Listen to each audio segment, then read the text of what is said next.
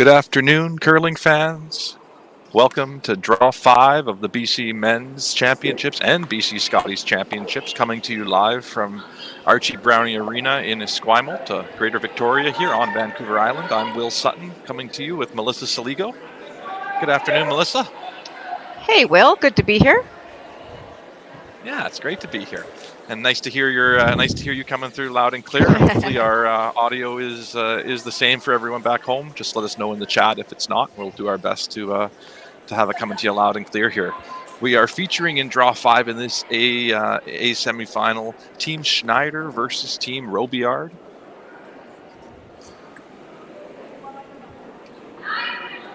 Alex Horvath just putting up the corner guard here for.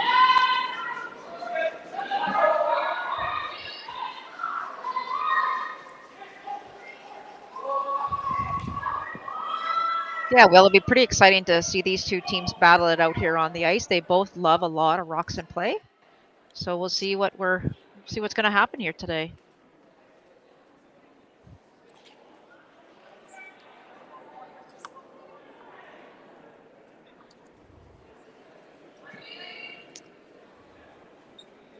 Nathan Small now throws the lead rocks here. Is just being asked to come around the center guard.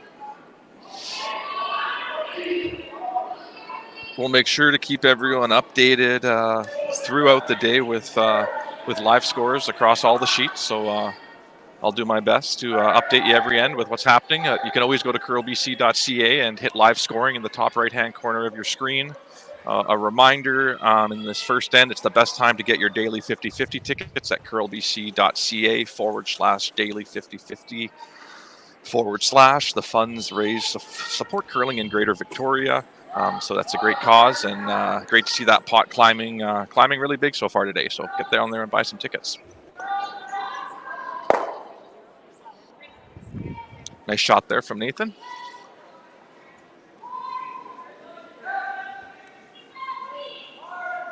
Yeah, so Alex taking a chance here to get that one that's just the top 12, top 8 foot. Trying to tap it and maybe roll behind his corner if he can.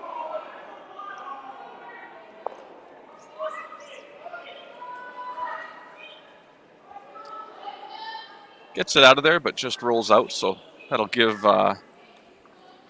Jordan Tardy a chance to throw that same draw that we just saw Nathan throw previously here. So expect the team to be close.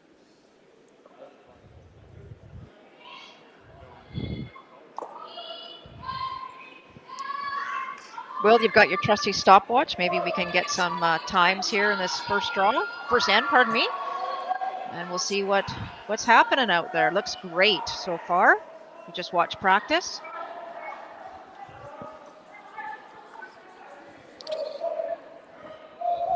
Yeah, I was talking with one of the coaches today, and owning that top 12, top 8 foot was a real message for his team early in these ends, and the keenness of this ice can make that challenging at times when you find yourself sometimes owning that T line or back 4 foot. Yeah, we were doing a game yesterday. I think it was around 15 and a half. Wow. Yeah, exactly. That's exactly right, Melissa. And so run back here from Sterling Middleton. Trying to get the one in the house as well, and what a terrific shot by Sterling. He is so good at those run backs. Makes it look pretty simple.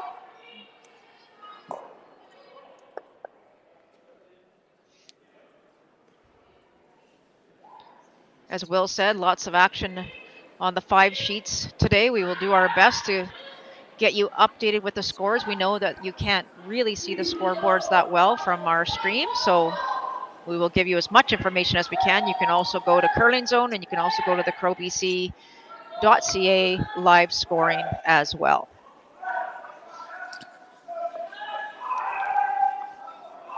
Our other A semi on the men's side is featuring Team Pierce versus Team Richard, so that's happening on sheet A.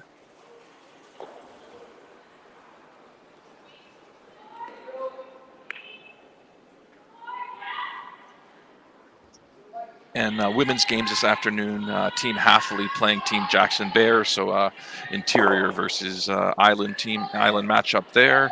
And Gushalak playing Bowles, and Reese Hansen taking on Team Brown. So lots of exciting matchups there.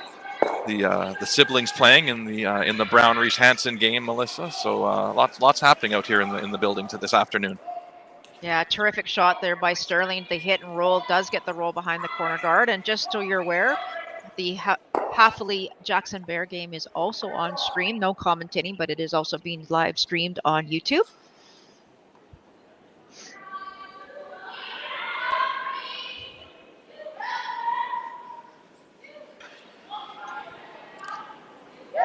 Nathan Connolly throws the third stones for Team Robillard. Trying the run back here. And it looks like this one might just overcurl, Will.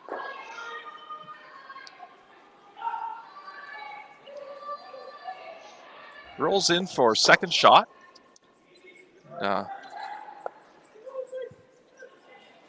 With hammer here in the first end. It looks like Team Schneider's got a control weight hit to sit 2.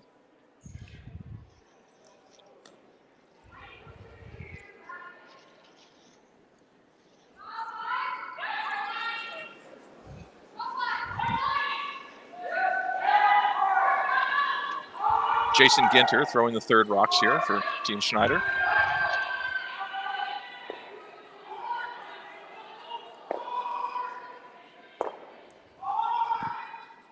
Nice shot there by Jason. Nice control weight. It does roll behind the high center guard, but it is very much behind the T line. So no real threat to Team Robillard at this moment. So Sebastian asking Nathan to play the hit and roll on the one that's sitting on the side 12-foot.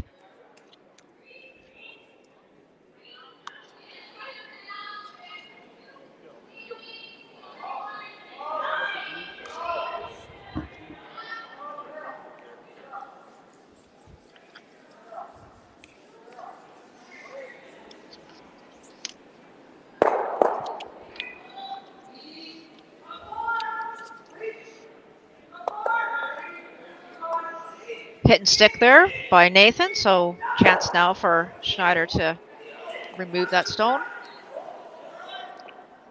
Now, Melissa, do you think Team Schneider wants to roll this or just nose it? I think they just want to nose it. The number one thing they don't want to do is roll behind this T line. So if they can stay above the T line, they can roll it a little bit, but I think I like the nose hit. I think that was what they were Perfect, calling. nice shot there. Yeah, and keeping those rocks far apart too, Will, of course. Less of a chance for any double. So skips first here in this first end. If you're just tuning in, Team Schneider has the hammer lying 2. A semi-final action here.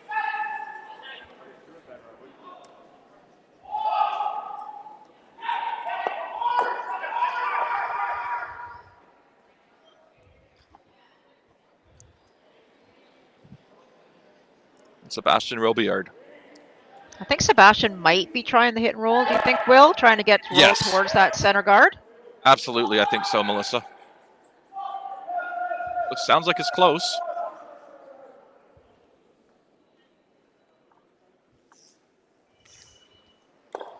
Not really sure what happened to that, to be honest.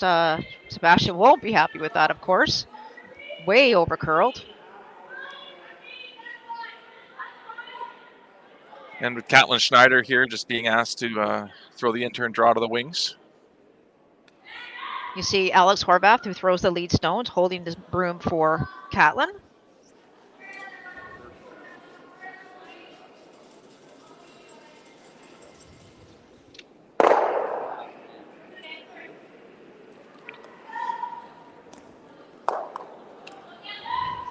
Ideally, this will be T-line or better, Melissa, just so they can't make a hit and roll. I think so, and you have to think if they do go maybe a little bit behind the T-line, there might be a cross-house double, but I think that's more important than the hit and roll. Try and secure your 2 here if you're Team Schneider. Exactly.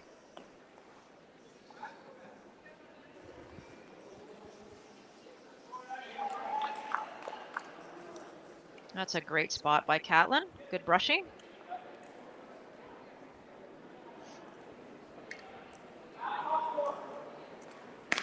So Sebastian's going to do his best here to try and remove both of these red stones, and definitely want to keep Team Schneider to only getting a deuce here.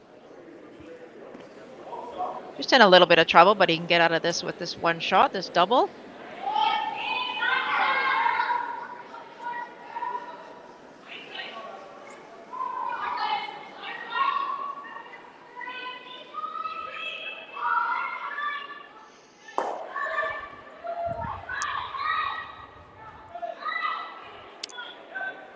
Crowd's filling in nicely this afternoon, Melissa. Yeah, it's great to see some people in the stands. More bodies, the warmer it is. Warmer I am, Will.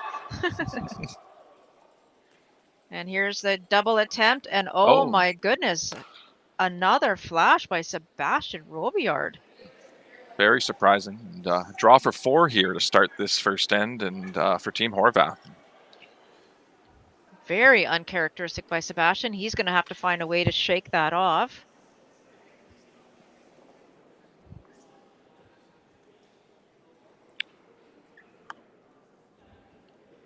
So Catlin throwing the exact same shot as he did on his previous one. Does have a little bit of backing if he needs it.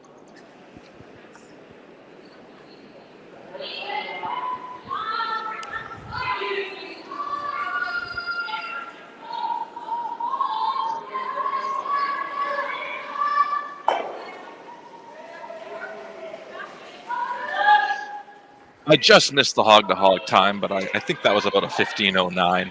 Oh, William. And that is 4 on the board. A surprising 4 out of nowhere for Team Schneider in end 1.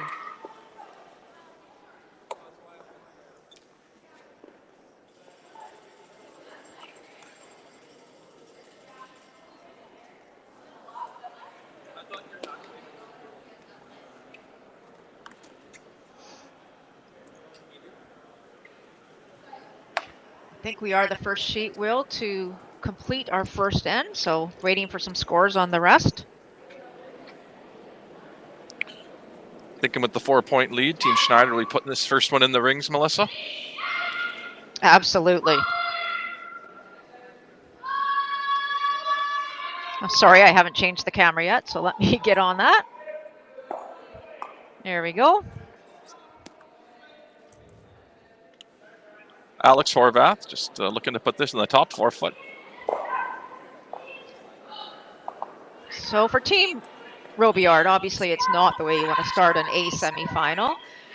So they're just going to have to find a way just to keep their emotions in check and just try and dig their way back into the game slowly, Will. It's not about racing here to try and get your 4 back right away, right? This is just about trying to get 2 back, maybe 3 if you get lucky, but just, it's only the second end of the game.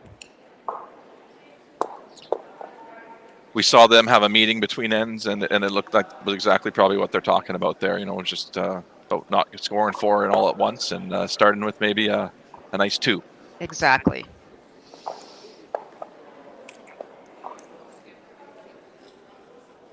Doing all they can to get this one over the hog line, and just does, thanks to Connolly and Tardy.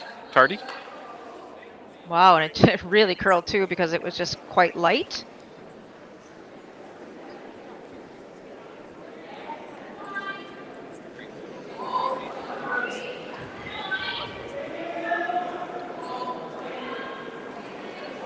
So Alex, Melissa, it's always nice you get to do the same thing you just did when you do a nice job on your first one with these 4-point leads. Exactly.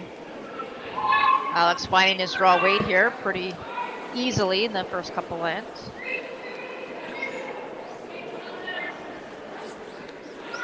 And making that look easy, but it's really not as easy as that looks, is it? And nice to see that.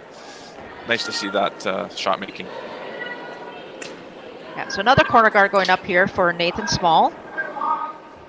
That first one didn't end up in a very good position at all, so trying to get this one in a better position for sure.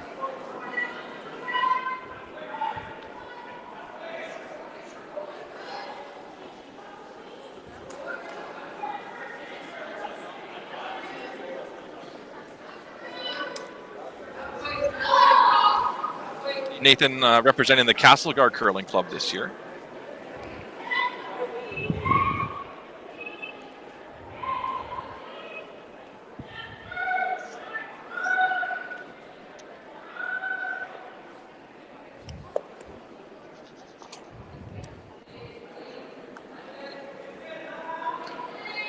So a tight center guard going up here by Sterling Middleton.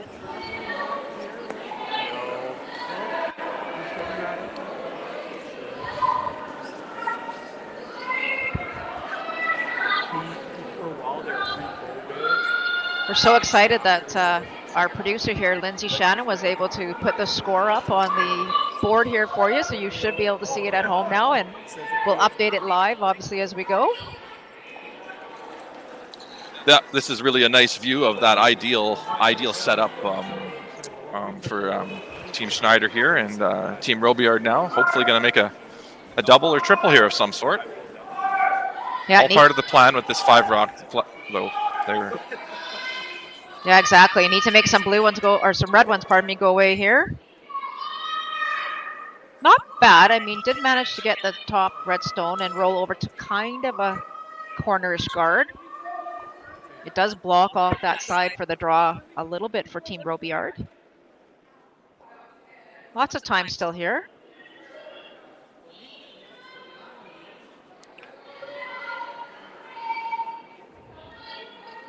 So not a shot call change there, Melissa, just a preference of turns, I think. Exactly. They've only seen this path so far, this end, and they were thinking about maybe going the other turn simply because that blue rock might be in the way, but very comfortable with throwing the exact same path. It's always nice to go with what you know. I agree.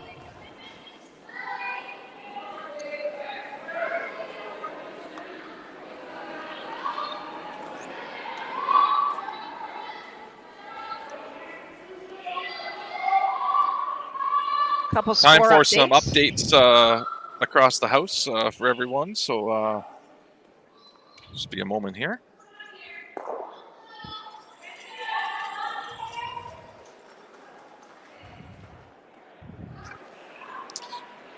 In our Pierce Richard matchup, it was 2 for Richard in the first end. In the Halfley Jackson Bear matchup, Jackson Bear scored 3. We saw the 4-ender in the Schneider Robillard, and Gooshlock Bowles, it was 3 for Bowles in the first end, and in the Reese Hansen Brown game, it was 1 for Reese Hansen. So lots of scoring in the first end here at draw 5 of the BC Championships.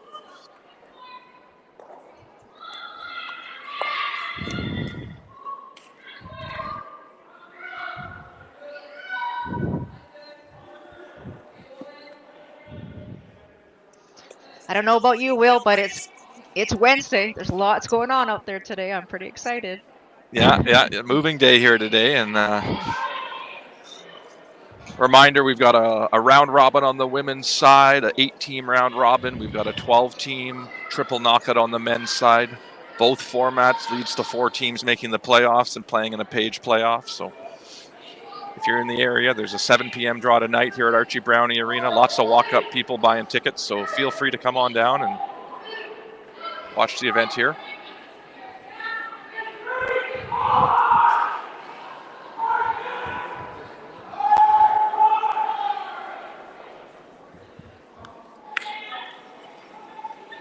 Another peel attempt here. And I think it's getting to a point here, Will, that Robillard's going to have to either figure out a way to make the run back and get it, or do you ever draw around here? Because they're just not sharp so far. It's always, when you put up those 2 corner guards, it's about making a run back on one of these first 2, and they've just only gotten the peel on both of them, haven't they? So exactly.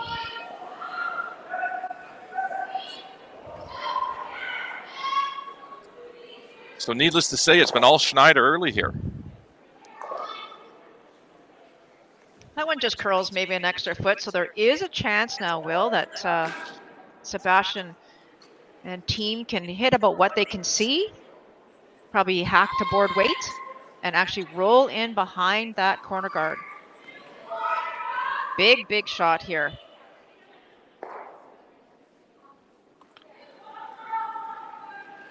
Nathan Connolly's last. This is a chance to turn things around here for Team Robillard.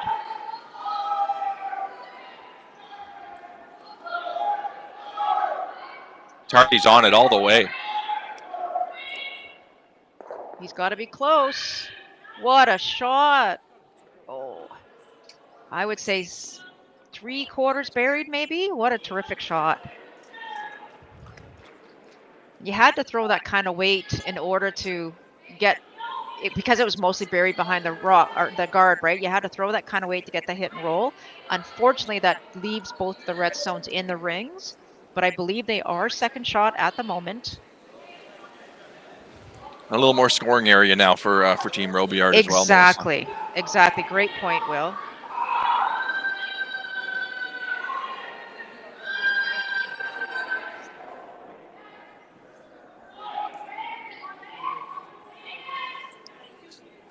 Felt like Team Schneider's been able to play to the middle all end here, so they're finally throwing something out towards the wings a bit.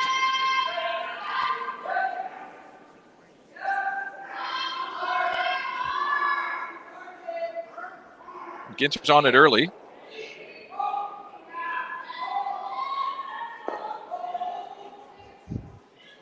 And a nice hit there from Catlin. Rolls kind of edge to edge with the guard.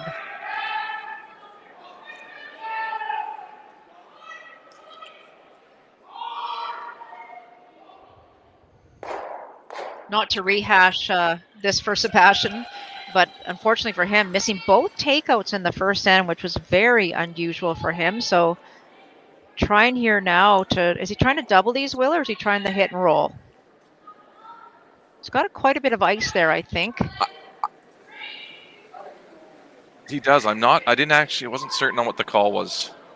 I feel like he's hitting the one closest to the center line and then trying just to flop underneath that red guard. But he does have a little bit of ice. Sort of like a board waiter, maybe. Hit and roll. Board to hack, maybe? We'll try. That's what the kick looks like.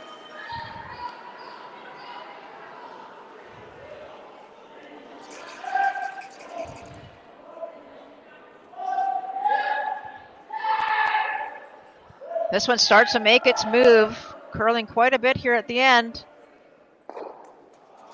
Oh, and just over curled by about an inch or so.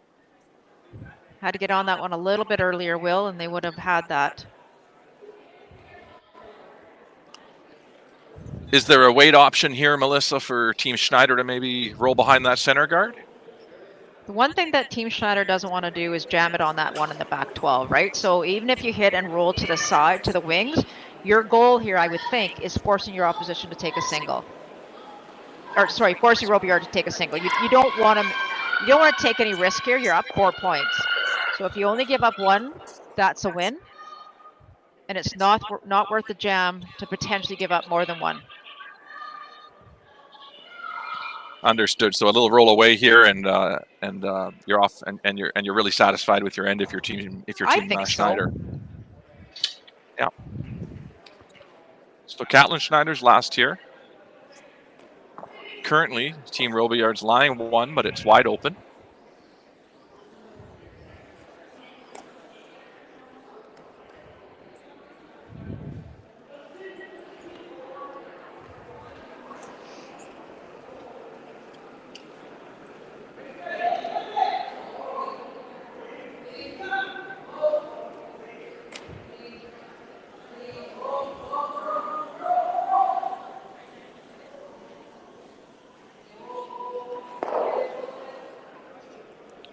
Perfectly executed.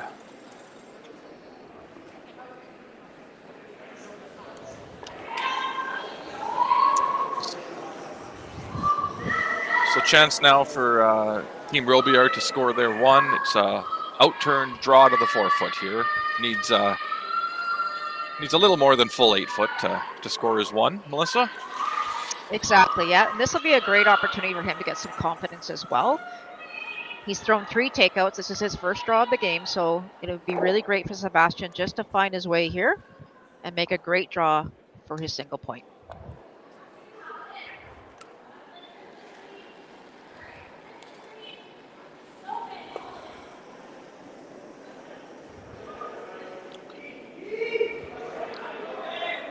Tardy and Small not touching it at this point. Oh boy, did you get a time on that? 1375 is the hog-to-hog, Melissa. And we know what that means on this ice. I don't think that's going to be a good result here for Sebastian. Wow, great brushing there by Catlin, and I think it is a steal of 3. It's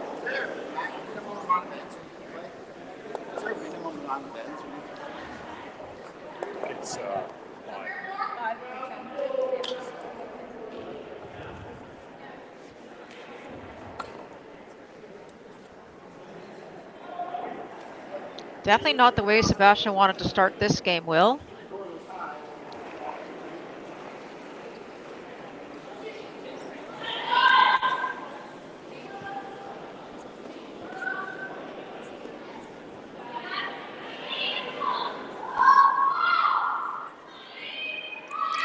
No, Melissa, and for Team Schneider now kicking off this third end, it's about continuing to make shots and to apply pressure, even though they have a 7-point lead. And Alex Horvath being asked to put this one in the top forefoot.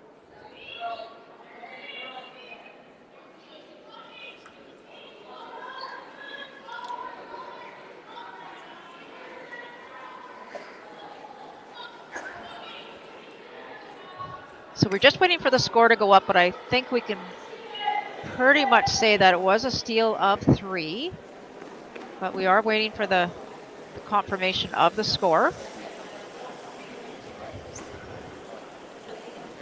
Alex there coming up a little bit light, a little off the center line, Melissa, but not a bad shot.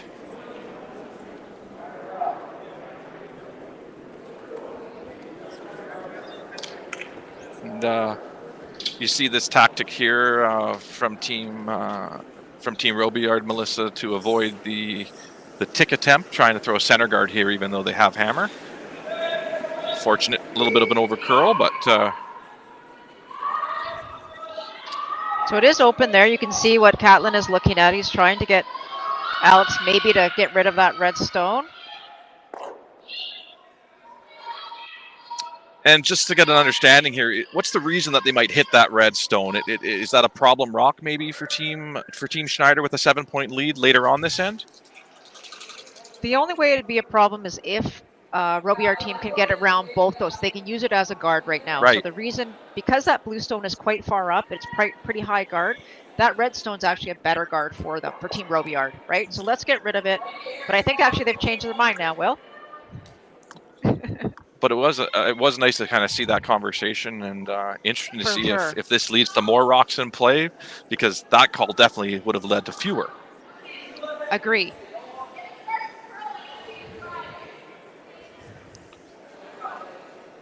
So Ginter and Middleton think this one's a little heavy. Yeah, I really want this one to stop. You don't want to give an out here for Team Robillard to get a good hit and roll in behind, and I think they're probably going to ignore that one and try and draw in behind those 2 guards, or maybe even potentially throw another guard. Yep, there we go.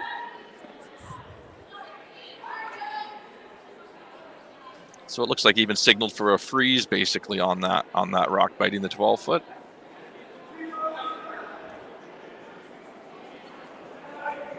Nathan Small here.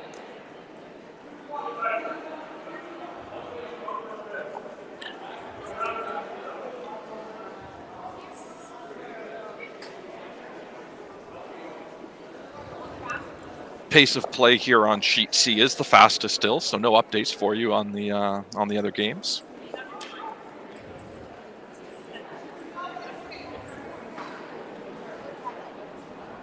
Shot called, shot made there by Team Robillard. And Catlin now just trying to draw again towards the center here for Sterling Middleton on his first.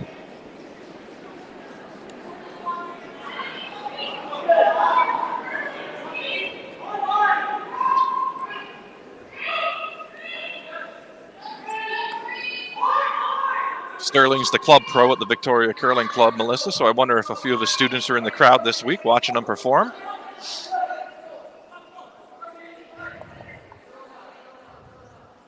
Yeah, he's been pretty busy over there, so hopefully some of his students are here. And his students of all ages, by the way. Nice shot there by Really nice shot. Sterling.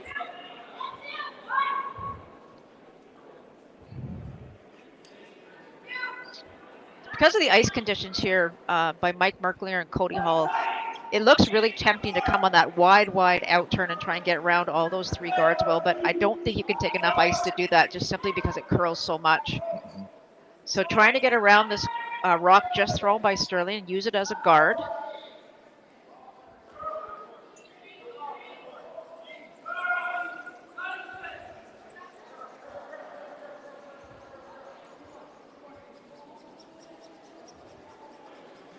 Nice weight. Nice shot. So line one here is Team Robillard. Back 4 foot.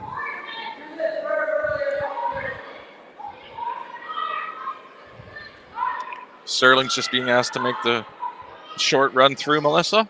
Yes, exactly. Yeah, just a little on the high side should make it perfectly. And even if you make it just on the nose, actually, well, you might actually flip the one you're raising in behind it as well. So chance for both options here. Don't want it to overcurl though. Pretty good shot there by Sterling. Lying 3 here in this third end.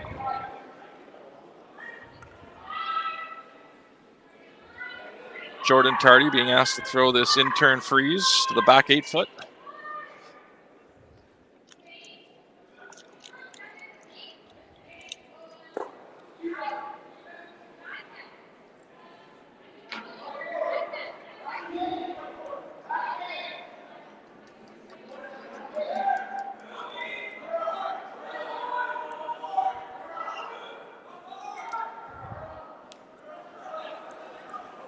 .1443 on the hog-to-hog on that one, Melissa.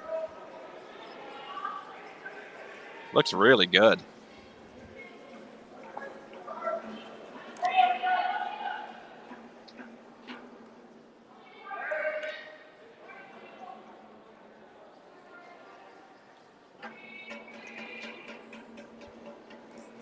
So a little bit of a longer run back here for Jason Ginter, but same shot Sterling Middleton just made. Sorry, Will, I was wandering at some of the other sheets waiting for you to do your update.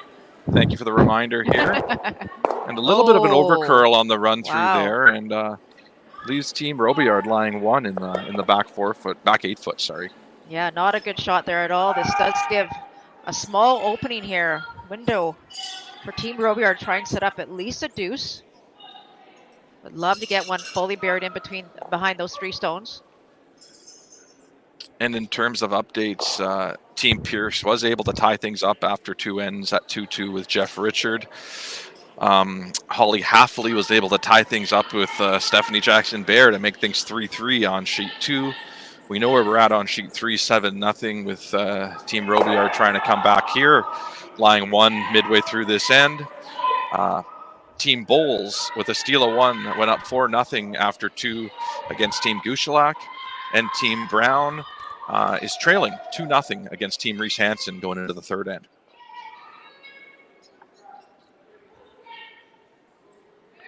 Just a reminder, too, if it's your first game, these are 10-end games you're watching here. So,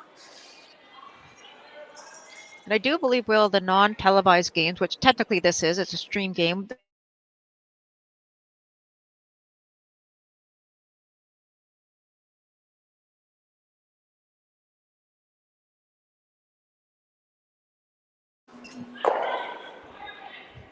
Sorry about that. We're back with you. And yes, I believe, though, you're right, Melissa. The televised games have a minimum number of 8 ends, but these games, I believe, are 6.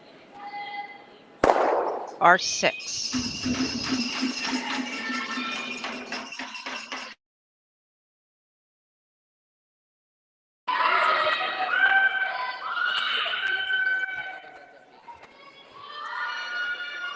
Sorry, folks. Not sure what's happening here.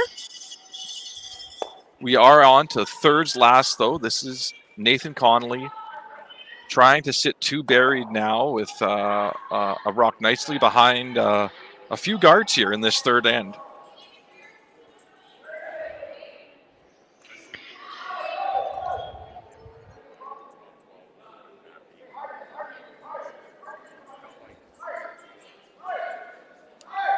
Trying to get it by the guard here.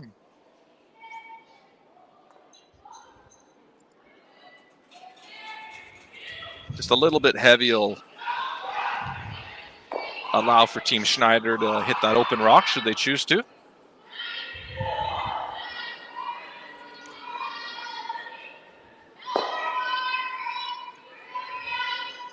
The worry with just hitting that rock, Melissa, is that you would allow for a freeze of some sort or another draw for Team Robillard.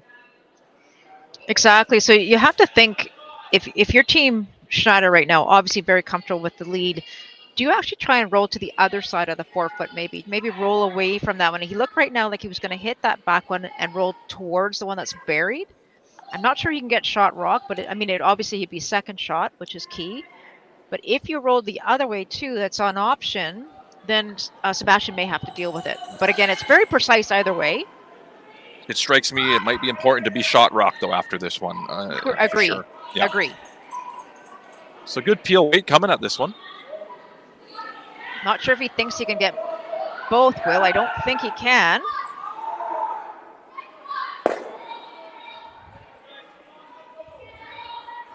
Unfortunately, with that weight, really tough to make that roll, and just rolls a little too far, but close, very close. And chance here for Team Robillard, though, Melissa, if they can get one behind those staggered guards, it looks pretty good, doesn't it? Yeah, it looks really good. And for a potential 3 here, it is still alive. That would get them right back in this game.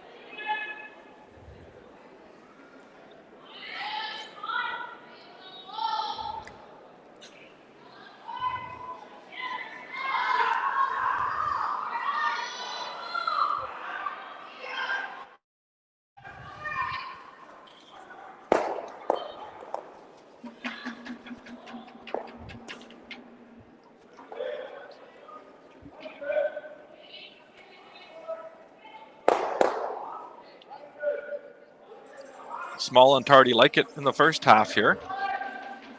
Yeah, line is crucial here, Will, as you said. Need to get buried here. Weight looks terrific. Trying to finish it now. Wonderful shot there from Sebastian.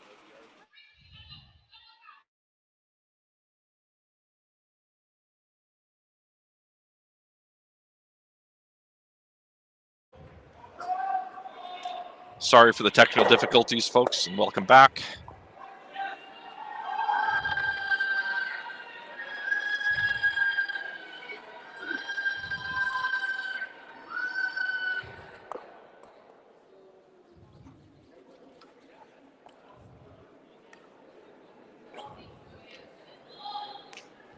So, Melissa, in off is the call here.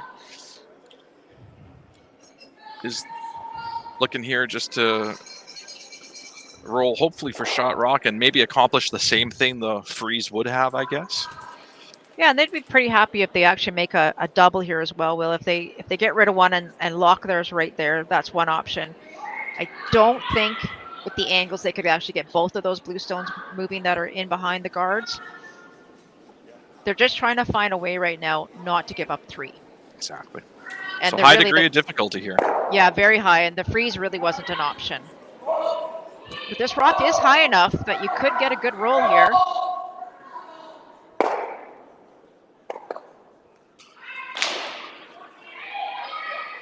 And, doesn't quite get the roll, and it'll leave a draw for 3 for Team Robillard. And I guess that was the only thing about maybe playing a freeze there, is it also would have shrunk that scoring area down for this shot, whereas right now it's a fairly large scoring area, but got a 7-point lead there. So, and that's a great point, Will, and I was just thinking about that as well. But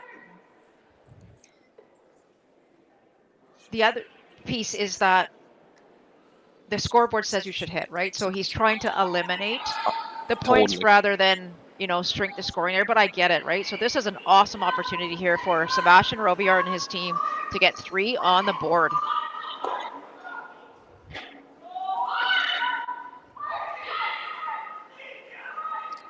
Sweepers like it.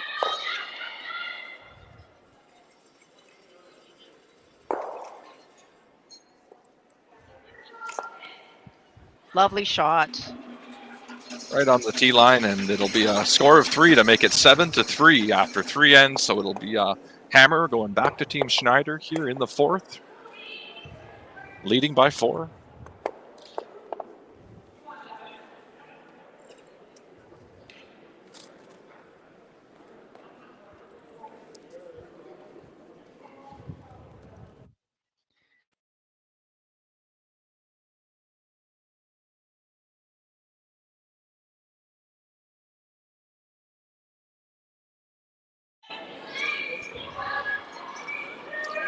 A reminder, the finals for this event is on Czech TV. You'll be able to hear Melissa Sligo and John Cullen live there. And a special thank you to all the media partners this week, Black Press Media, CFAX 1070, Times Columnist, and all the other media outlets who are providing publicity to these athletes and this event. Melissa, Victoria is really doing a great job here in hosting this championship. Yeah, Victoria Curling Club and Esquimalt Curling Club have joined forces to create such an awesome atmosphere here in the Archie Browning Arena. We are so lucky to have all the volunteers that have been out helping, the ice makers, the officials. Everyone has made this championship such a great success thus far. And don't forget those Crow BC folks, Will. They do good work. Oh, nice. The shameless plug, yeah. No, it's fun working with you.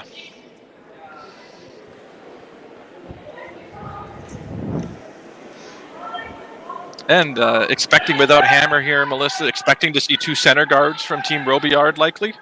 I think so, and that's a perfect position for the first one, just over the hog line. That gives them lots of room to put those 2 guards as far apart as possible. Alex Horvath now looking to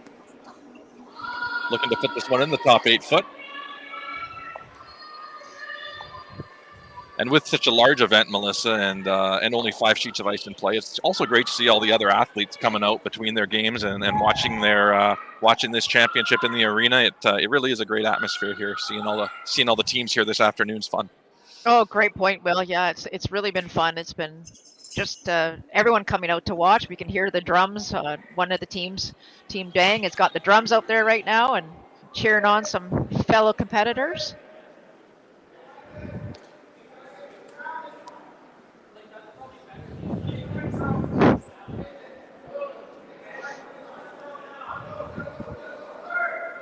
And an update for you in the Jackson Bear Half-A-League game. It was a score of 2 for Team Jackson Bear in the 3rd end to take a 5-3 lead now.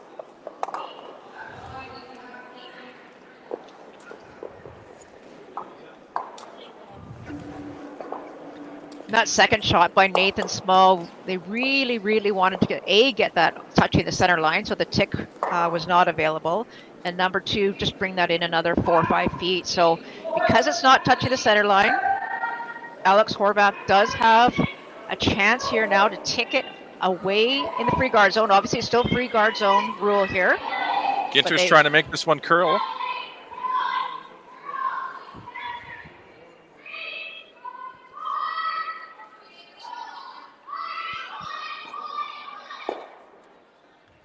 Yeah, it just didn't quite curl enough.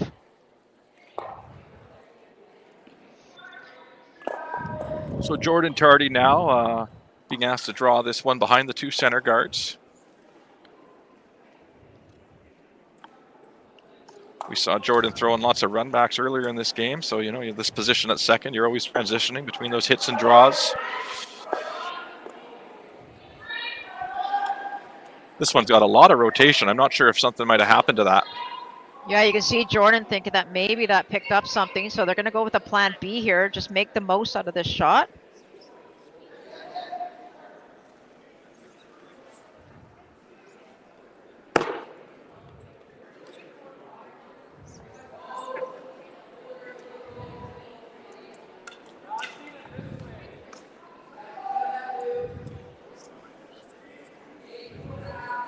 So Sterling Middleton now being asked to move some granite here. 2, maybe 3 stones. And that was the importance of that last shot by Jordan. They really did not want to group these blue stones together. They wanted to be anywhere in the rings or tight to the house so that there's no potential for a triple here. And Sterling has been known to throw some triples like that. I feel like I've been watching a lot of that upgradability from Sterling Middleton after the mixed doubles, and we continue to see it here in this championship. Great shot. Yeah, well, what a terrific shot.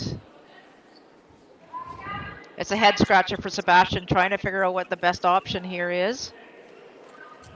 Doesn't really want to give a multiple point in for his opposition, so he thought about maybe hitting that one in the rings, but is electing to throw another center guard, which I think it's early enough, Will, that you could do that.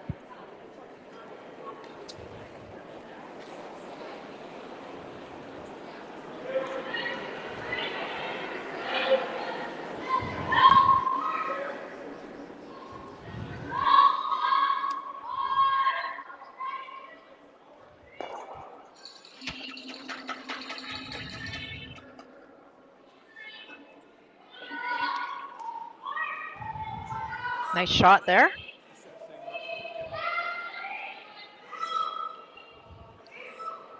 So Sterling now, after making a couple go away before, is just being asked for the single peel here and make the center guard go away.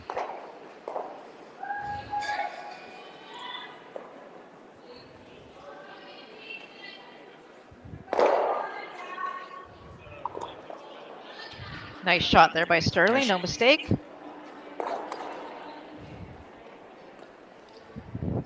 And so third's first here without hammer, Melissa. And I understand you want to steal. You're trailing by 4, but it's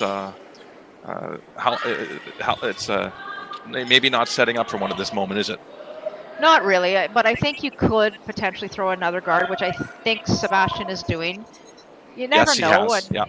Yeah, so you never know. You try and throw one more. At some point, you're going to have to hit the one in the rings and just say that this end's gone and move on to the next. But try one more. And exactly, and then the reason I think you can throw one more is with this lead that Team Schneider will likely go up and peel it again, and Exactly. and you're just trying to maybe create a miss here. Exactly. Comes in a little tighter and changes that shot a bit.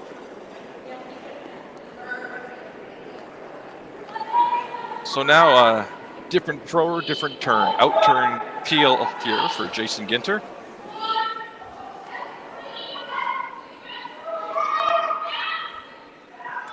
Jason moved to third earlier this season. And Nice shot. Yeah, great shot there.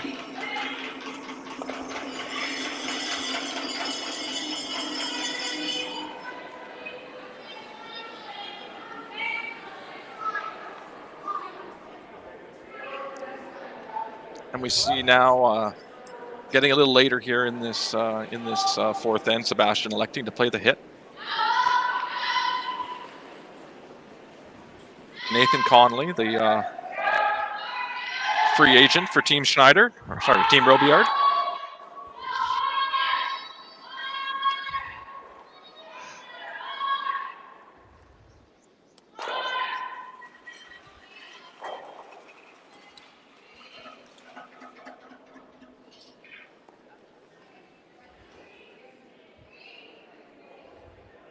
So it looks like we're just going to have an exchange of hits here.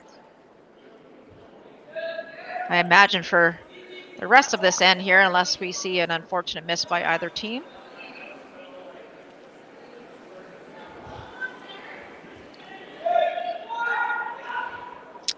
And if you haven't already, a reminder to get your daily 50/50 tickets at curlbc.ca/daily 50/50/ funds raised help support curling in the Greater Victoria area. So all the hard work the volunteers are doing this week, the funds from this go to support good causes in curling for these two clubs, the Esquimalt and Victoria Curling Clubs. And Will, I think you had some school kids out today over at the Esquimalt Curling Club. Yeah, it was a blast. Rock Heights Elementary, there was 50 curlers, got out there for an hour, and then they came over here and did some cheering thanks to Peninsula Co-op provided some fan gear, and it was a really good atmosphere at the club, and hopefully hopefully we'll see some future curlers here. There some really neat events coming up here in the Greater Victoria area. A Girls Rock program actually next month, and things like that happening here to try to get more youth curling in the Greater Victoria area. So it's been fun to be a part of that. That's fantastic.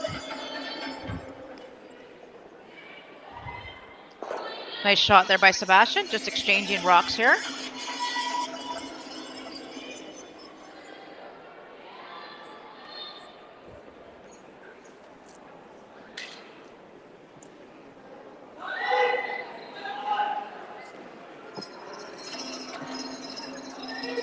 And I do owe you some updates, curling fans out there. So Team Richard was able to score 2 in the third end to take a 4-2 lead over Team Pierce.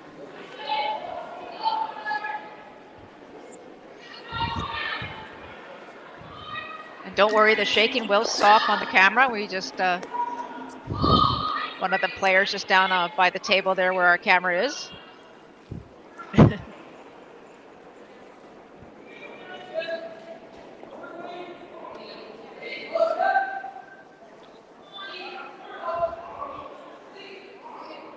Team Gushalak also responded in the third end with a 3-ender of their own to make it 4-3 against Team Bowles, now playing the fourth end.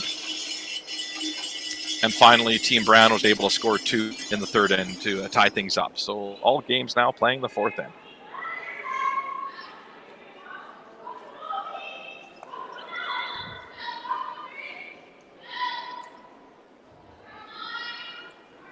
Back to our sheet, Melissa. Looks like a hit was made and even a little bit of a roll, which yeah, Sebastian's going to use that as a guard and try and get one buried behind basically those 3 guards really will. Idea here is, at the very worst, is to force Team Schneider to have to take a single point here in this fourth end.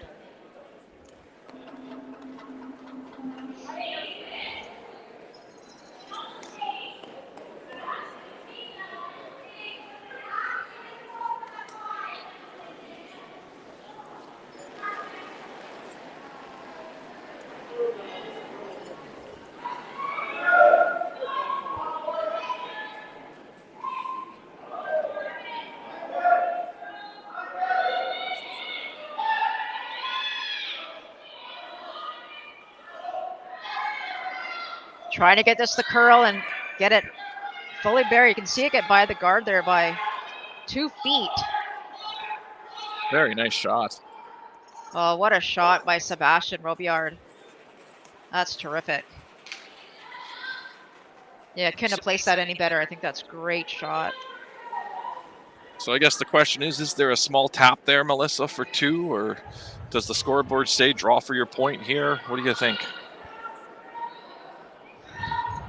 I don't know. Based on the score, I think maybe you could just draw for your 1. But I think it looks like Catlin is interested in potentially trying to get 2 here. Yeah, we're not right behind the sheet, but from the view we all have here, it looks like it's a third open, maybe. Yeah, and I guess if you throw the right weight will, and you tick off the red one, you still might roll in for shot stone. So a couple of things could happen here. But trying for 2.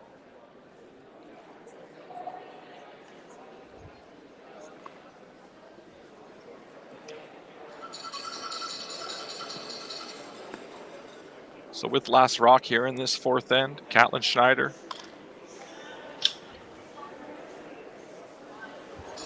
Imagine throwing about back 8 weight here, Will. Maybe back 12.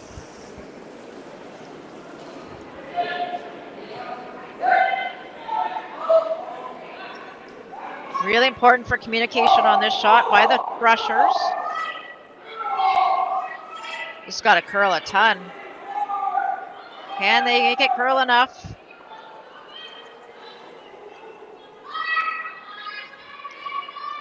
Wow. Who got the point? I want to say 1 red. It looked like 1 red to me. Yeah, it looks like 1 red. That's a tough way to get 1. Exactly. Tough way to get 1, but I think he just threw maybe a couple feet extra weight than he was expecting to, but effective sweeping, but to get that one to curl a little bit and at least get that point out of it. And it is one point, sorry, for Team Schneider. So 8-3 now going into this fifth end for Team Schneider. A good force there for Team Robillard after a nice draw from Sebastian there to finish that end off. Yeah, that was a great draw.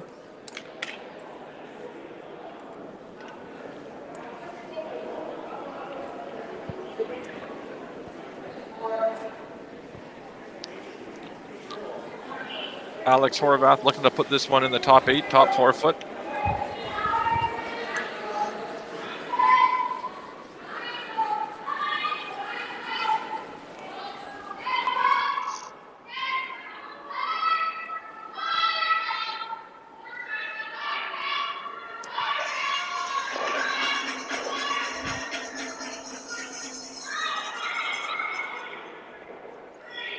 Nice setup again there for Alex. Pretty much curling 100% except for the check he tried to make in that last end, but his draws have been spot on. Yeah, there might have been one other intern draw that was a little heavy going away. Wow. Yeah. Wow, Will. But yeah, he has been good. I'll let him know you said that. No, just kidding. Yeah. So you got nothing to do for the next couple of days? Come on down to the Archie Browning Center. Absolutely. And if you want to come and commentate with us, come and hang out. Thanks so much to our producer, Lindsay Shannon, for just doing a great job of getting all this streaming organized and on point. And trying new things out.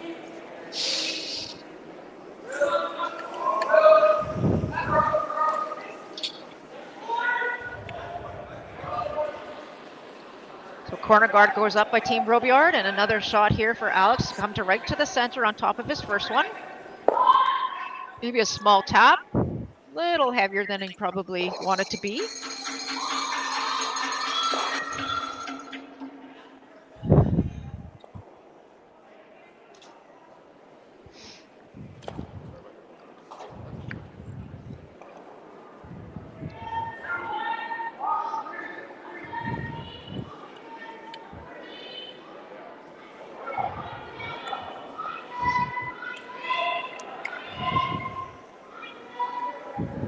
It looks like they're throwing a second corner guard here, Will. Trying to get these far apart as possible. Want some separation here.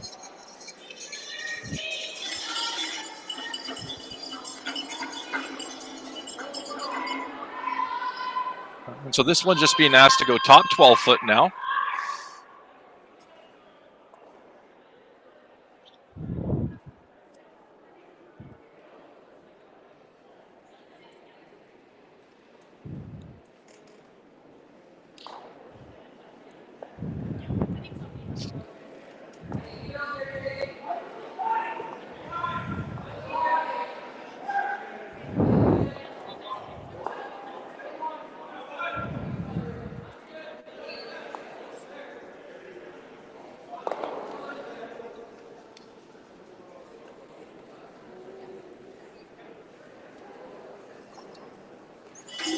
Pretty much right where the skipper asked for it. Nice shot there.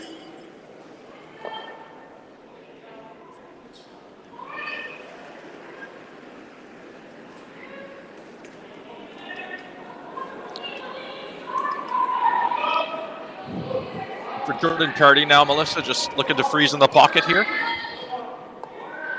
Yeah, I think so. That great shot there by Team Schneider has prevented the come around for sure. So now it's all about the angles, Will. Trying to get this blue stone in a perfect position on an angle on one of those red stones. And as you say, in the pocket would be pretty perfect here. Like that. That's a terrific shot by Jordan. What a great shot. And with the 5 rock free guard zone now through that, Team Schneider here looking just to make the intern peel.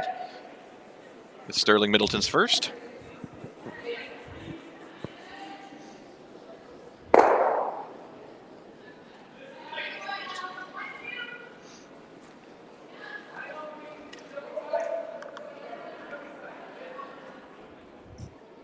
Sorry, last.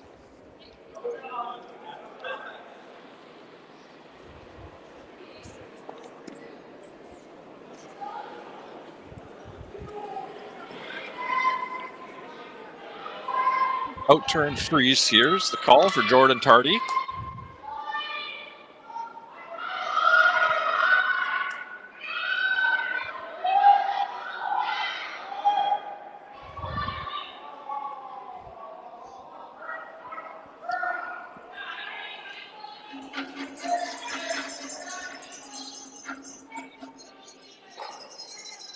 Apologies, out-turn guard is the call. Apologies, not a freeze.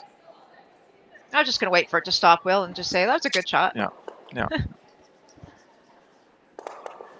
That is a terrific shot, actually. So it is even. So Catlin's just having a look to see if there's a way to get them both moving.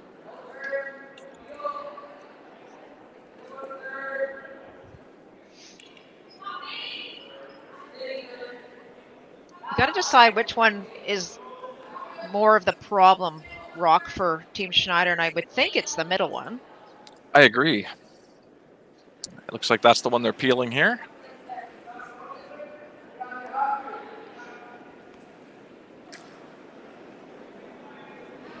So out-turn peel for Jason Ginter.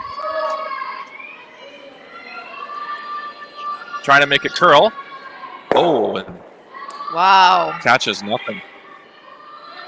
That did interesting not to see end how up those. well. Interesting to see how those. No, it did not, and it's interesting to see how those line up now with the stagger in the top of the 12-foot. Yeah, that actually didn't end up well for Jason at all. Not only did he miss the two, went right through the middle, got rid of one of his own, but actually rolled it on a perfect angle, in my opinion, for Team Robillard. You touch that rock anywhere, that blue one's going right back onto the red. Assuming those two are pretty close to frozen. So it's Team Schneider lying 2 here.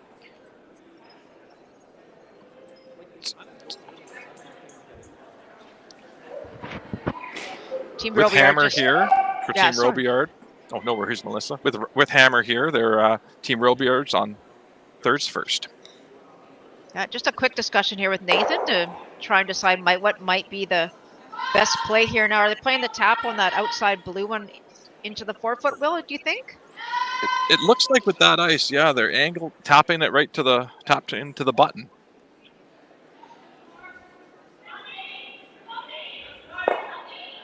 Sebastian knows that those ones that are lined up on the center line, those will be there for him if nothing happens in the next couple minutes here. So opportunity here, I think, for the long tap.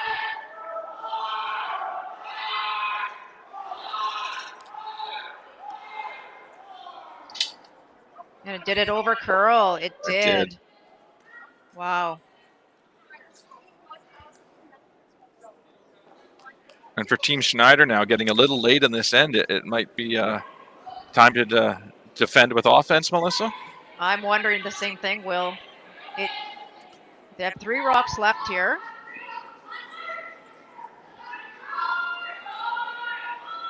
And I think that's what Catlin is thinking as well. I don't think peeling those top blues are doing you any good at this moment. I mean, there still is the wide out-turn freeze for Robillard. But I think by putting another one into the 4-foot here, I think this is a good call. So leaving the out-turn freeze and playing the in-turn taps the call here. Thirds last for Team Schneider.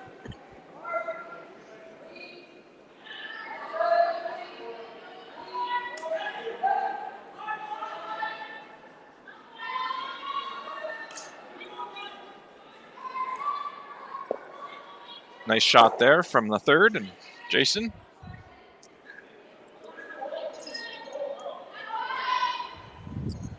And the rocky Jason shooter there, Melissa, one nice thing about it is it could be used later if you needed to as well.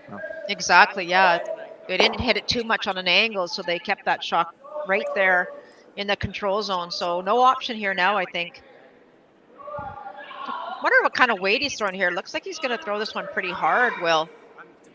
But do you ever just throw this maybe more of a controlled weight to allow your sweepers to be more involved in the shot. I think you're right. It looks like it's coming out with a control-ish weight.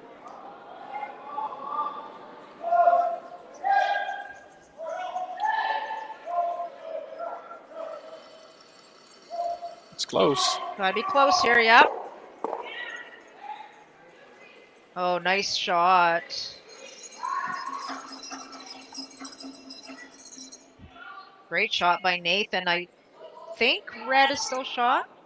I agree. It looks like red shot, but a couple ways to get at that red rock right now, Melissa. It looks like with the center guard run back or the double off of the blue on the 12-foot there,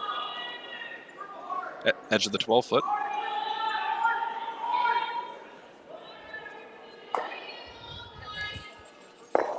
So Team Schneider choosing to play the double here, Melissa, and yeah, they're going to play that kind of flattish double. So just hit about a quarter maybe of this blue stone with the out turn and try and drive it straight across Will and remove that second blue stone there. Big shot here for Catlin. Would love to get rid of that blue stone and create some kind of multiple point in here.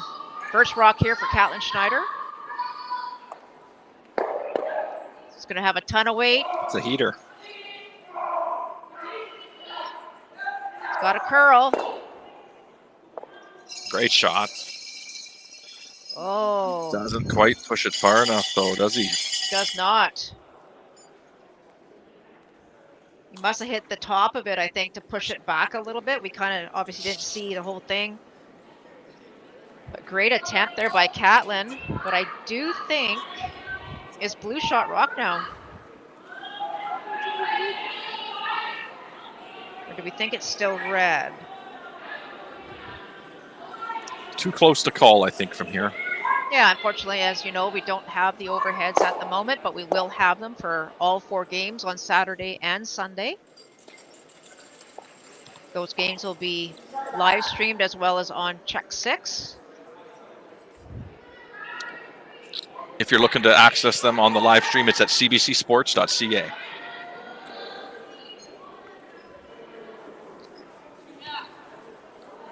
Looks like everybody is in their 5th end here, and we will be happy to update the scores as soon as we can.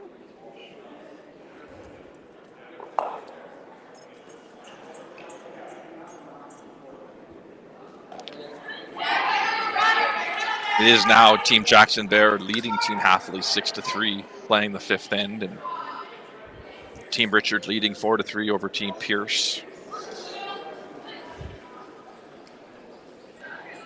Team Gushalak with a steal in 4, Melissa, has taken a 6-4 lead over Team Bulls in a game that had Team Bulls off to a 4-0 start. So that one's turned the other way in a hurry. And finally, Team Brown is now leading 3-2 over Team Reese Hansen after scoring after a steal of 1 in the 4th end. So still just trying to decide here what the best option is. Again, we're not 100% sure if blue is shot or red is shot. Based on the fact they might be running one back, Will, do we think red is shot? I think so. Yeah, I think so too. So I think that Sebastian has maybe elected to play the run back on the 2 reds and maybe try and double them off. And then leave his blue stone on the right side of center sitting shot rock. So we'll see what happens here.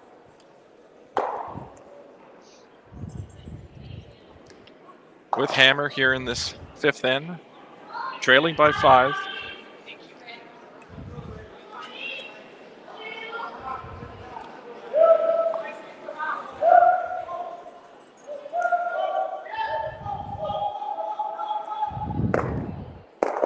Oh, what a shot Makes by the double Sebastian. and lies to. Great shot. Unbelievable shot.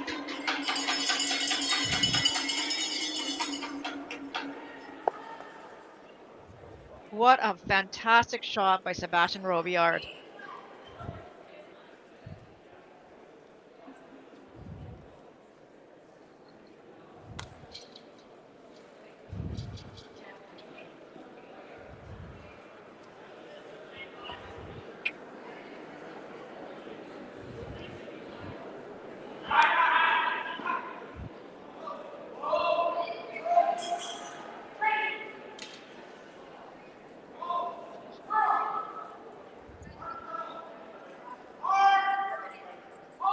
So lying 2 here. Choosing to play the double run back here, Melissa.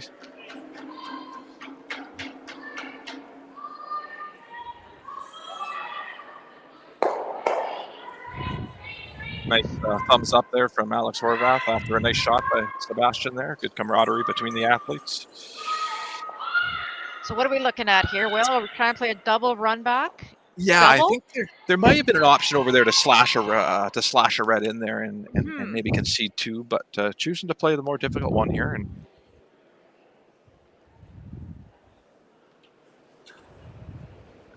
maybe get them both going. Big shot here. Can he get these blue ones off the rings here and score? What a shot. What a shot!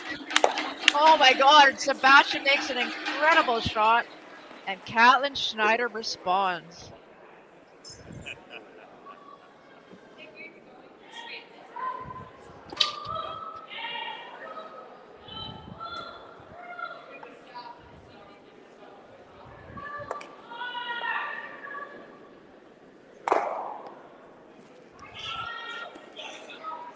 So does Sebastian have the chance here, Will, for the double for 2? It looks like it. I think so. Call is here, out turn.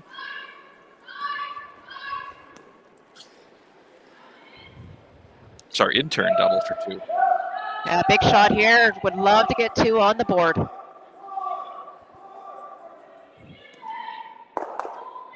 Like that. Nice shot there from Team Robillard to score 2 here in this 5th end and pull within 3. Well done. Will, I'm going to let you update some of the other scores. We've done all these updates now, Melissa. have We're all we? still in the 5th end here, so these You're updates right. are I'm just so updates. excited. No worries. I'm going to step away for a second, Will, and I'll be right back. Okay, we'll be back in 5 minutes, everyone. Enjoy the break.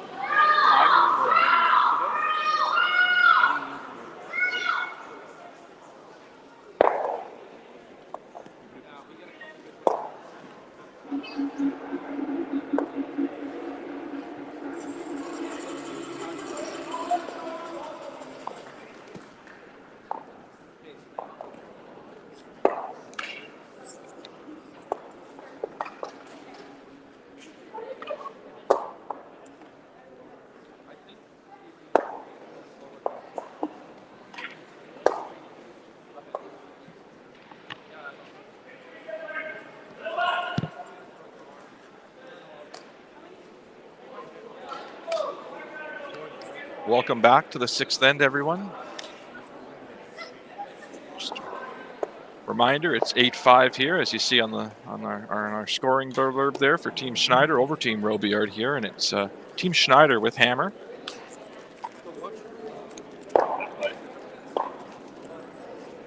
Nathan Small doing a nice job of ensuring that just actually over curls, possibly to allow for Team Schneider to have an opportunity to play the tick shot for Alex here.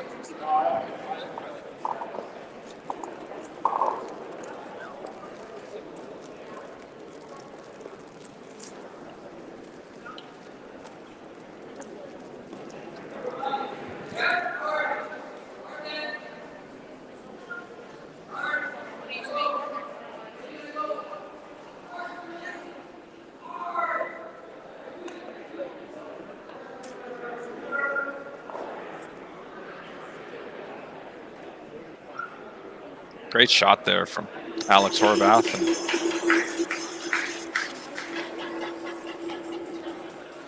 really reducing the likelihood of a steal, making that nice tick shot to start the end off.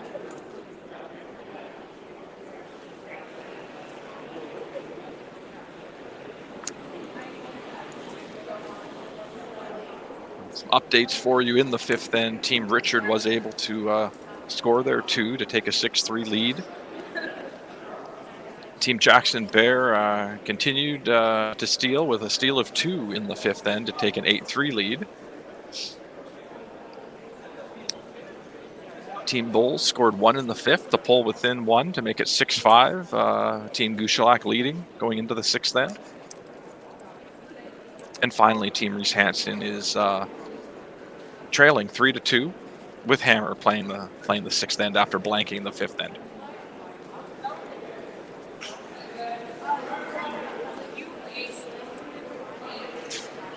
Back to our sheet with that center guard being right on a little closer to the center line there. It forces Alex to throw the out-turn draw to the forefoot here.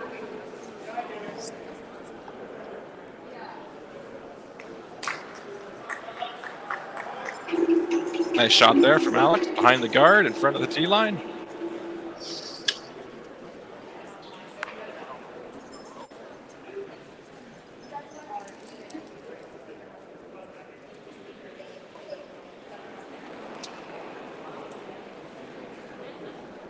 Jordan Tardy's first now is an out-turn draw.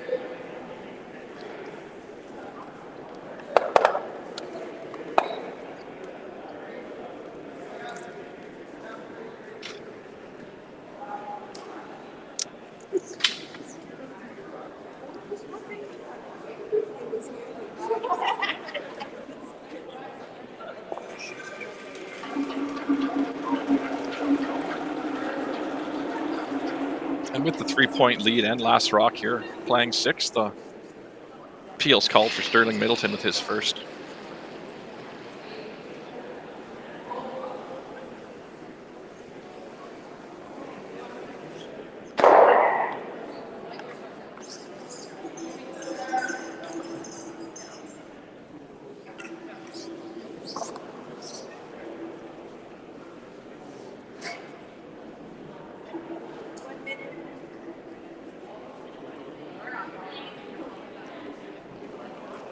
So center guard's the call here, and expect Team Schneider to continue to peel this center guard as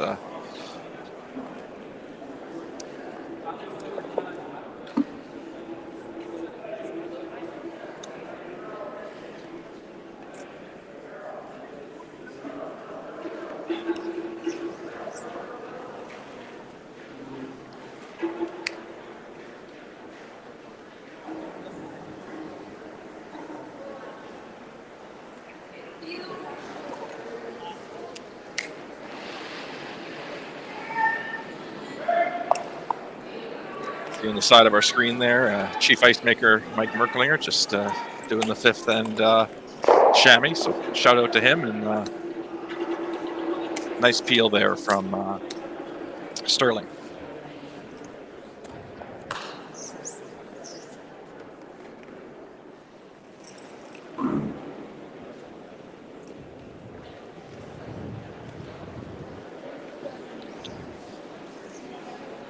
And so thirds first here, Nathan Conley still being asked to throw the guard here, and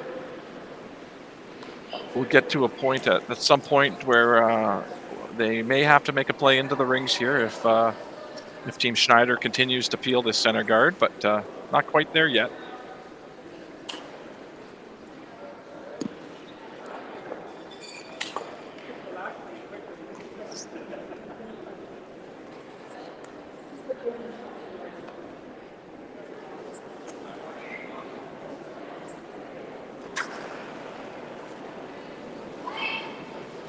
Hi, Will. Welcome back, Melissa. Yeah, it was. There was a nice tick made early on in this end, and a freeze made, as you see there, a little staggered, and a lot of peeling since then. You are up to date in this end. Thank you so much.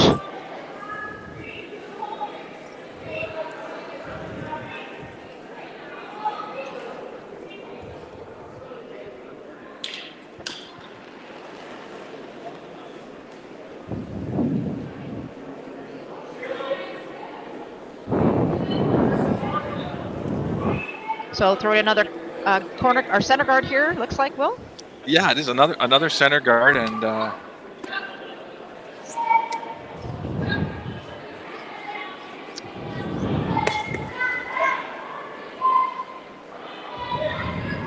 Schneider's had a pretty clear end plan here the whole time, not wanting to after making that tick shot, not wanting to allow anything into the middle here, and really effectively made this out turn peel all in. Thirds last here for Jason Ginter.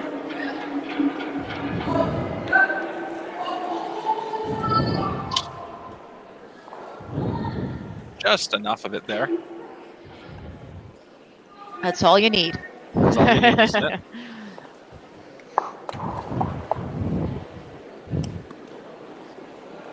And some options now, Melissa, without hammer here for Team Robillard. Trailing by 3, trying to get a steal and worse a force. Yeah, and I think, with this first skip stone here, you could throw the center guard, but if you do, you're probably not going to score or force them to one. They may have a chance for more. So do you ever play the tap now? You could freeze your blue stone, but again, they could ignore it. And I think it's a really good conversation they're probably having now. Is a force to one here acceptable? And if it is, I think it's a pretty good call to play a hit now and lie two. Agree. Yeah, you've climbed back into this game, and you're down 3 with still 4.5 ends to go here. So I would think that giving up 1 point here would be great.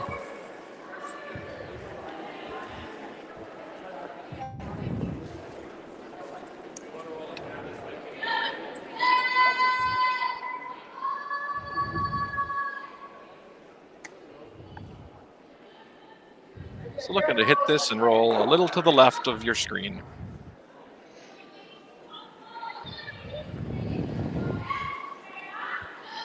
Sebastian Robillard with his first rock here in 6.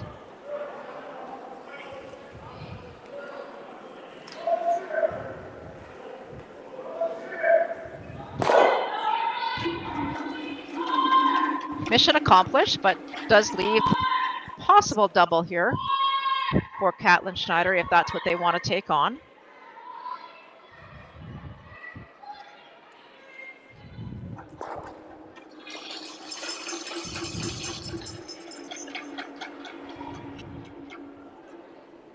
If the double's made, it looks like you would roll out, so it would allow maybe a draw around the corner guard for Team Robillard.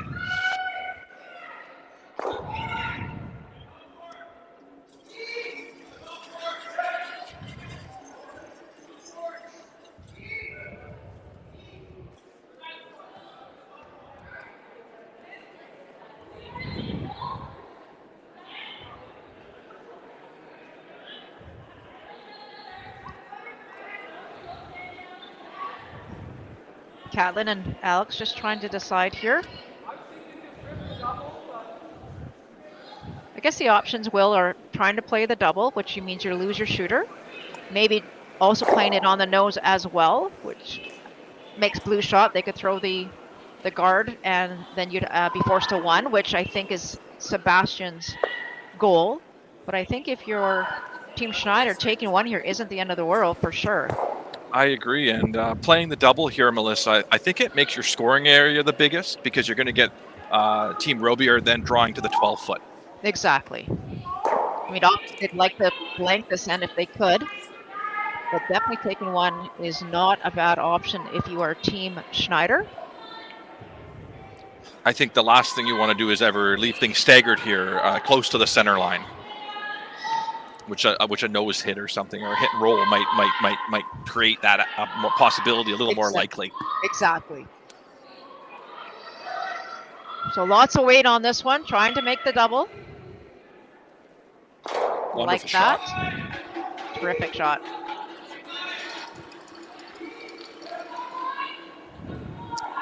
And so for Team Robillard now, it's about getting behind this corner guard, Melissa. Exactly. They're just going to do their best here. Not really about the weight. It's all about the line. Get it fully buried, preferably inaccessible to their opposition so that they still can keep the force alive here.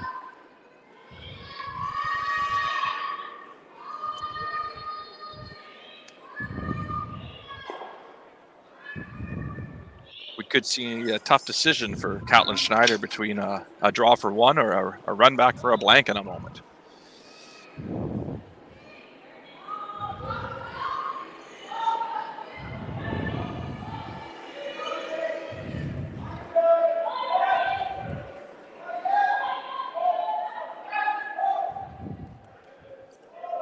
Sweepers like it.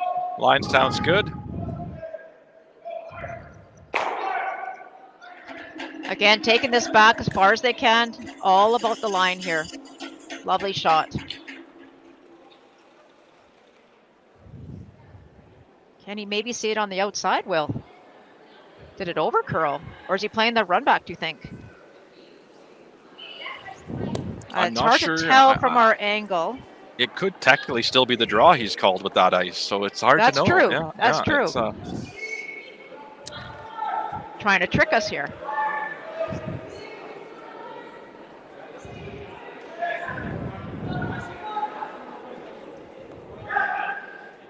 Yeah, not a lot of ice here for either the pick or it does look like the draw, Will. I think you are correct.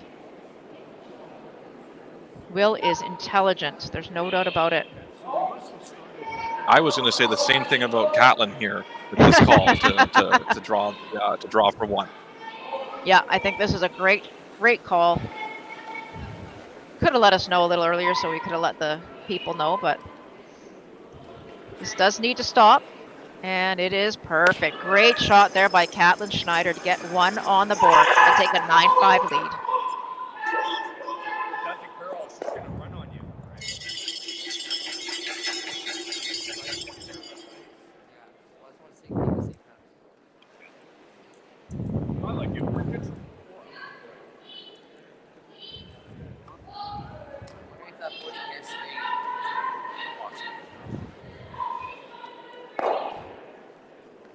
So 9-5, Team Schneider going into this seventh end.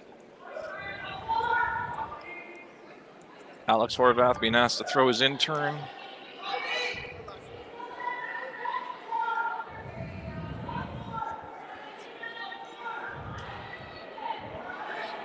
Got a 7th then, hog-to-hog time here for you to give you a draw to the button speed update.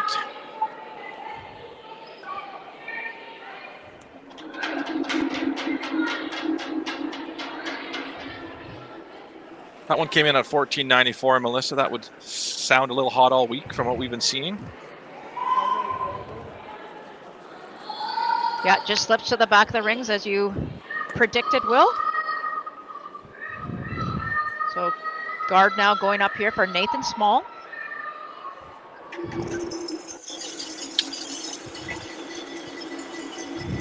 Just peeking down over here on sheet E. Terrific shot there by Taylor Reese-Hansen. Not that you were able to see it, but came through a very, very tiny port to hit one in the forefoot.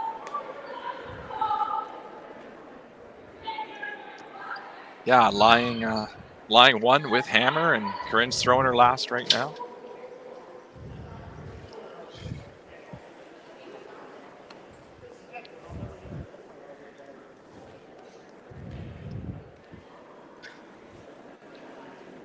So it looks like Alex is being asked to peel out the rock that did sneak into the back four. The last place that Team Schneider wants anything is behind the tee line. Oh boy. I think he gets a 0 for that.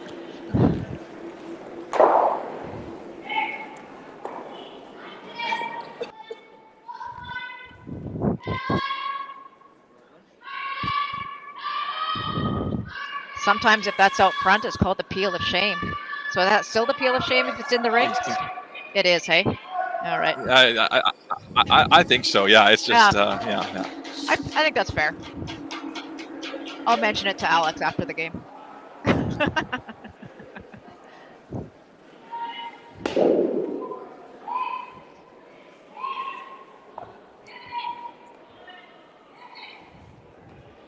And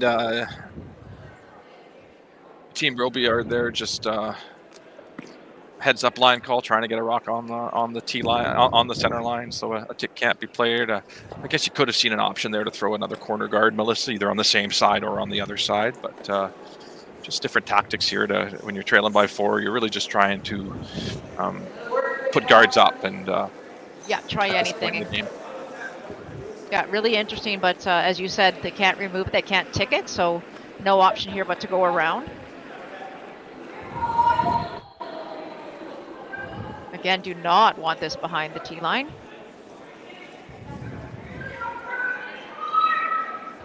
A little deep, I would say.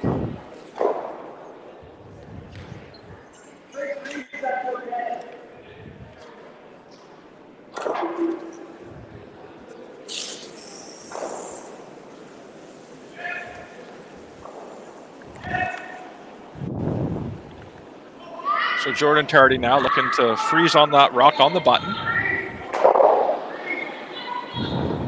With hammer trailing by 4 here. 4 ends to go. The goal for Team Robillard, Melissa, is to get that 2, eh? Very much. They really, really need to get 2 here, Will. They still got a number of ends left, but time will be running out. We've seen a couple of half shots by Team Schneider, so Team Robillard really wants to jump all over them if they can. Great shot there from Jordan Tardy. Lovely.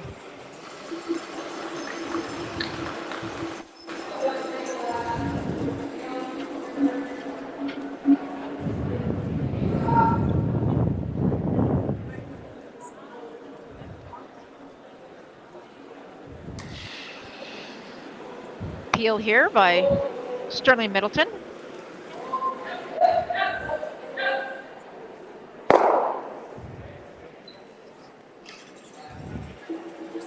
Great shot.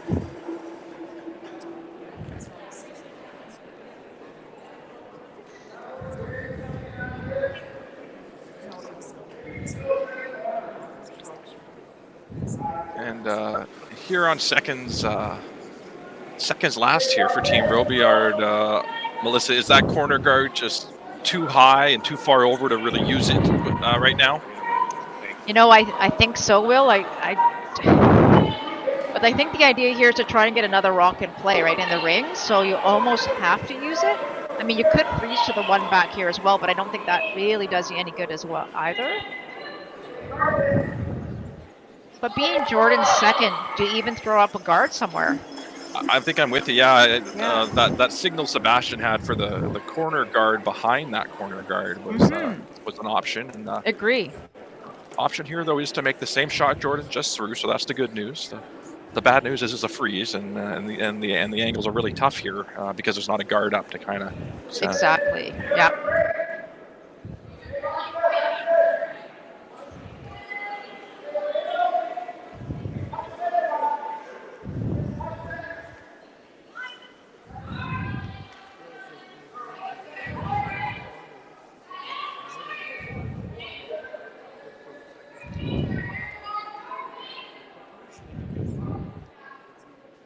Nice shot there. Just to curl enough. Yeah, it does the job for sure. So Jason Ginter throwing the peel.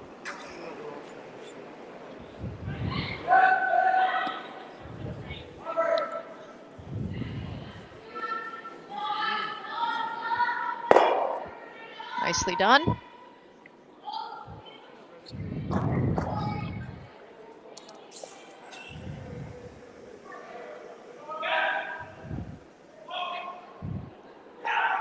Looks like a cross house double for Brett Pierce will for 3. Try and get 3 here.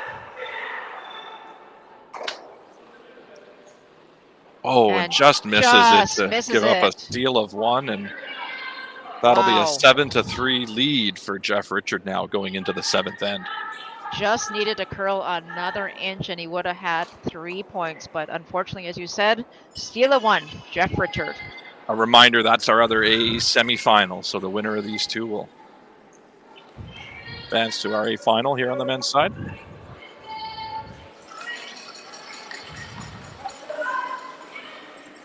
And another update for you is Corinne Brown actually was able to steal 1 in the 6th end to take a 4-2 lead. Playing 7. Nice shot there by Nathan Connolly. Maybe a little tighter than perhaps they wanted, but still in a good spot. Now, for Team Schneider, Melissa, they just signaled for just the peel of the front rock there. Is that because of the jam possibilities in running it back? Exactly, right? They the last thing they want is to double jam it so that there's 2 blues now sitting shot rock in the house. So just a straight peel on the top. Don't need to take any risk here for any reason.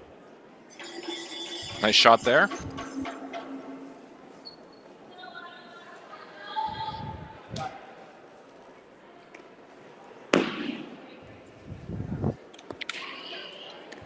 So Nathan Conley now being asked to freeze on this blue rock. I would love to be right on the nose of it, so it's hard to remove both blues. Hey, Melissa?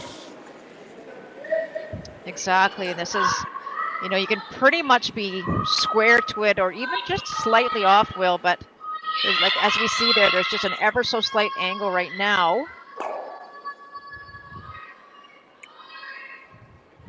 We've seen this path a number of times this end.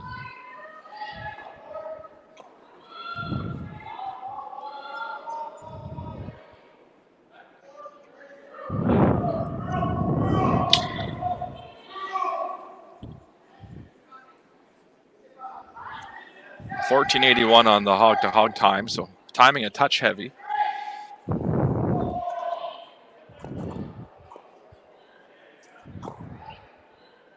A heads-up line call there to try to go around that.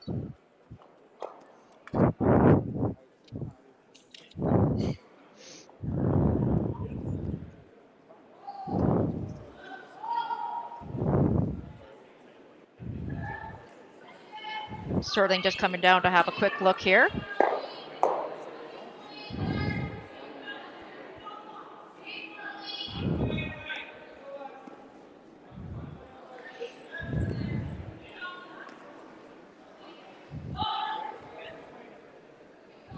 Looks like they're going to try and, are they going to try and nose it, Will, or pick it? I think they're trying to pick this one. So hit like, this. And so get both to go? I believe so, yeah. Okay.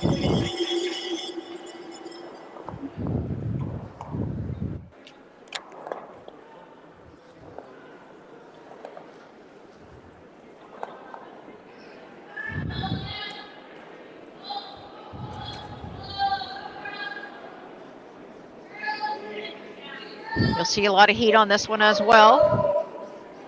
Trying to spill all 3 of these rocks like that.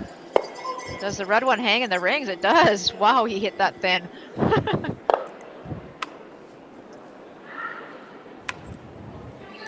And mission accomplished for Team Schneider. It should be able to hit that rock on there next, and that moat give Team Robillard 2 here.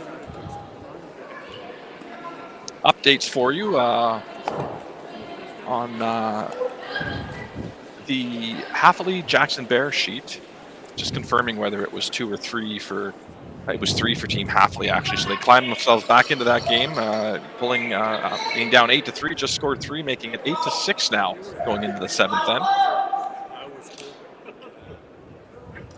They've been making great shots. It's nice to have a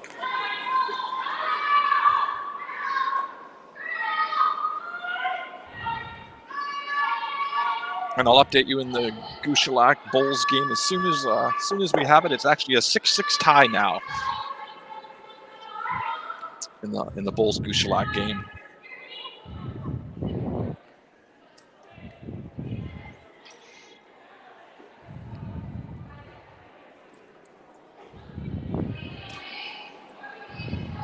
I didn't see the call, Will, but I think he's drawing to the open side.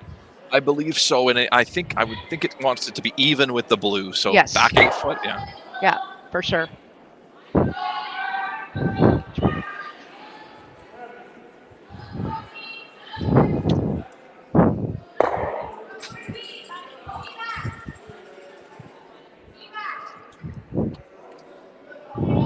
Yeah, trying to get this back 8.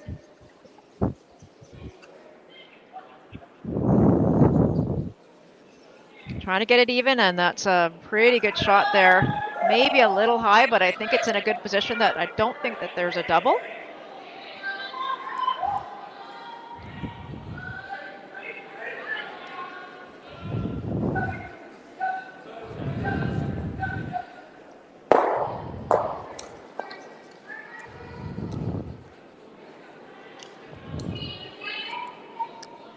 So if the double's not there, just maybe looking at a hit and roll here.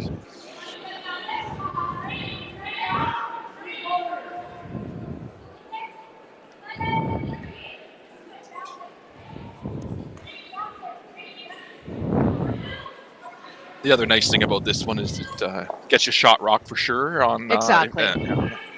Forces Seb to have to hit and stick for his 2. Well, yeah. Work for his 2.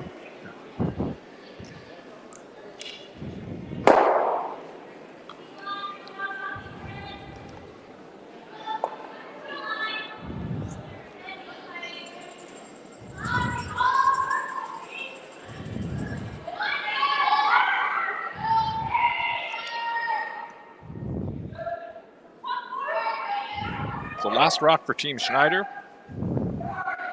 7th end, leading by 4.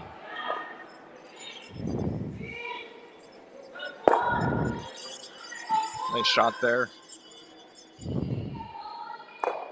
So it'll be a nose hit for Team Robillard to get 2 here, and that would make this game 9-7, Melissa. And after getting off to a 7-0 start in this game, would you call that a success for Team Robillard in terms of staying in it? Absolutely. They have done a great job climbing back into this game, Will, and that's what you have to do, right? We talked about it right in the first, second end. You know, Sebastian started off, and good on him for digging really deep and trying to get out of that headspace that he was, I can imagine that he was in after those first 2 ends. And assuming he makes this, what also is interesting about it is it's not a lot of big ends. You know, it's a couple 2-point ends and a 1 big 3-ender there. So not doing it all in one shot, and makes no mistake there to make it 9-7 now going into the 8th end of this game.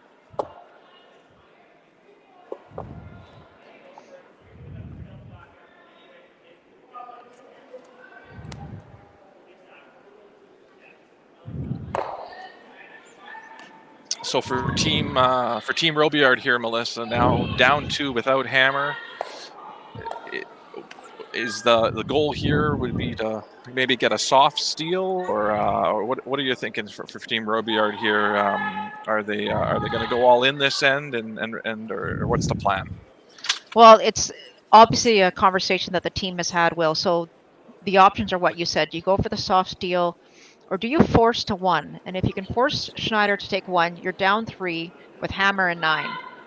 Potentially means you have to get 3 and 9 and steal in 10, or 2 and 9 and steal in 10. So it's going to be a tough hill to climb. So I think almost you have to get your 2 center guards up here and try and go a little bit hard this end. Perfect. And to your point here, it's about being on the center line for these shots, so those tick shots can't be made, because we've seen Alex make those this game. And that was a great shot there from Nathan Small to not allow for the shot to be played here. And Alex Horvath now looking to put this one top 8 foot, top 4 foot behind the center guard.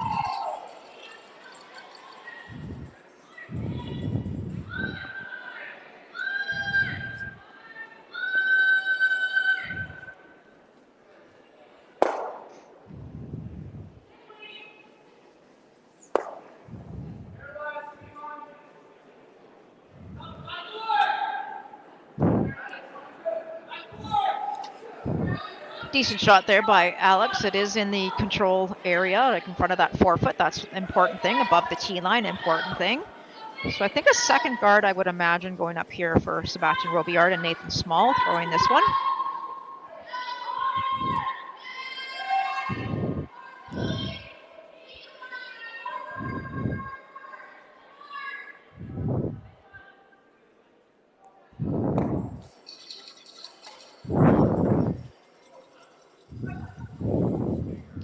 This one, unfortunately, sneaking into the rings here, Will, and worst case scenario there.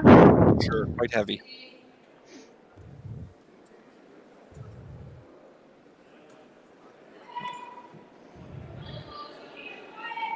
And a hit here for Alex Horvath. And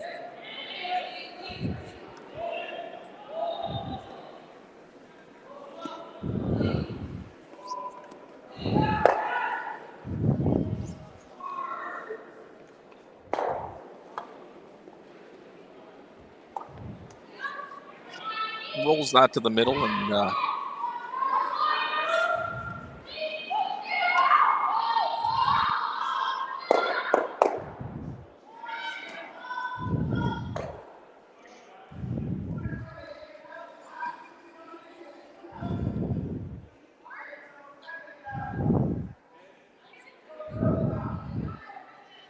and for Team Schneider here, Will, you have to think you're up 2 with hammer in the 8th end. 3 ends to go, 2 hammers if you were to score if you had the hammer. So very solid, very comfortable, very controlling position that they're in.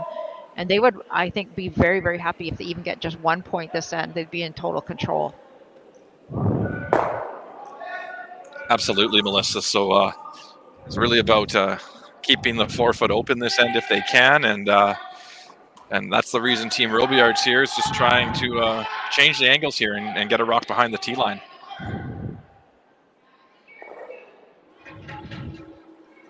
Like that. Great shot. And look where that blue one ends up too, right in front of the red. Like, it's a fantastic shot there by Jordan Tardy.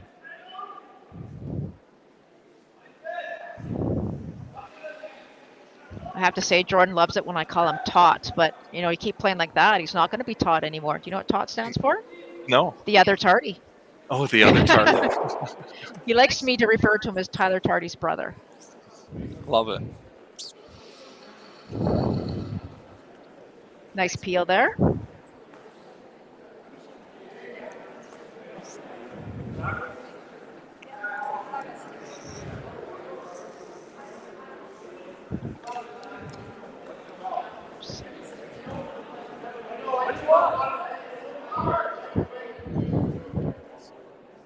So Team Robillard just confirming it was the guard was the call there. I'm not sure if they were just checking in to make sure it wasn't a freeze, I believe.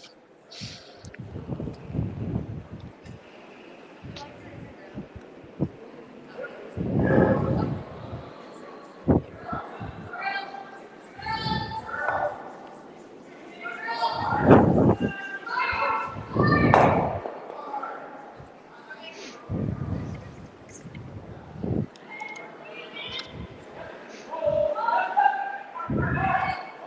see Catlin walking right up there. No time wasted here, trying to get the peel.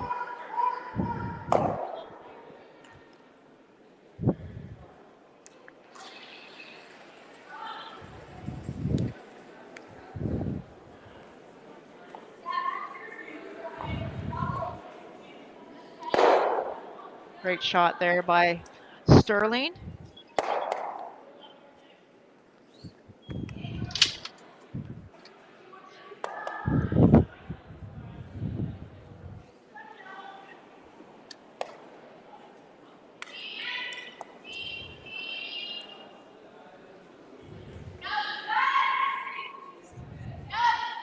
So with an end here, Melissa, that's maybe not setting up for steal, just probably a conversation here about maybe is this the time now where we try to find a way to maybe not give up 2 here at least and still get a force out of this? Because yeah, fantastic point, Will. This is what we talked about right at the get-go of this end.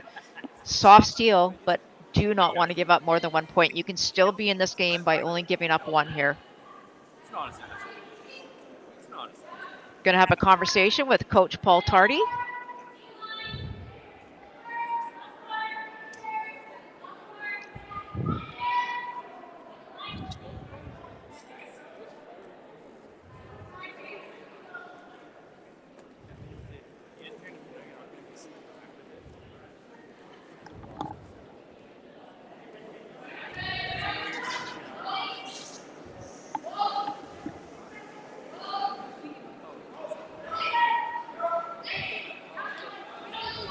Team Schneider is coached by Brian Mickey. And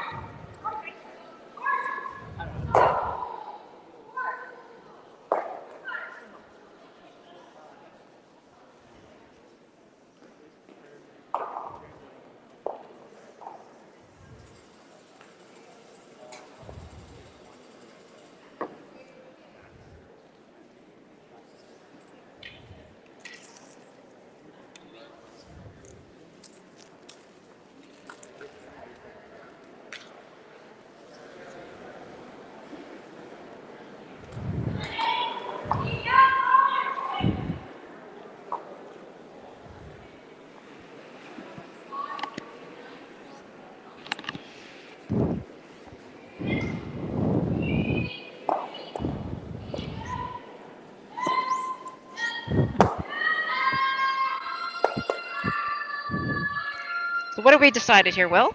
well, unfortunately, Sebastian walked down and put the broom right down there, so I didn't actually see if they called the freeze or the guard. My Your sense is maybe the guard? yes. I guess right, and you just jumped on my bandwagon.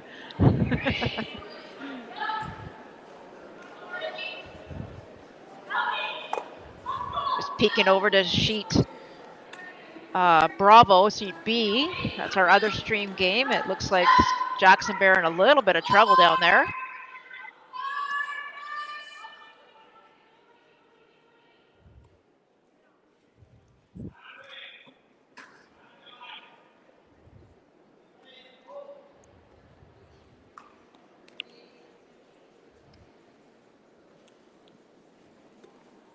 Nice peel there by Jason. And Will, it does look over on the other An A update semi. for you, Yeah. Melissa, on the Bulls Gouchelat game. Bulls was able to steal another 2 in 7 to go make it 8-6.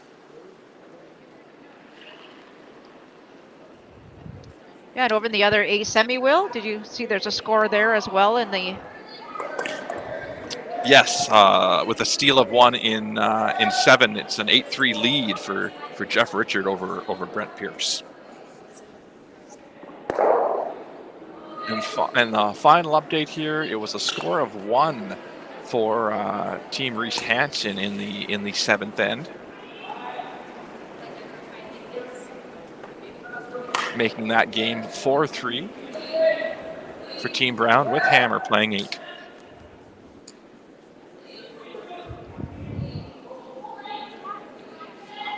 Team Robillard Team Schneider, pardon me, trying to hit this one in the back of the rings here.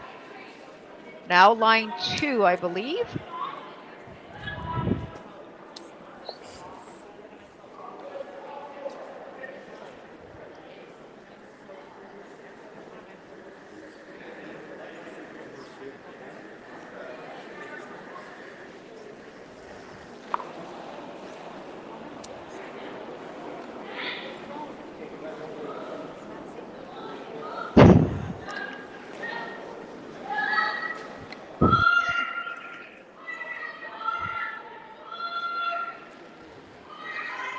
Sebastian Robillard, out turn. I believe it's the hit and rolls the call here.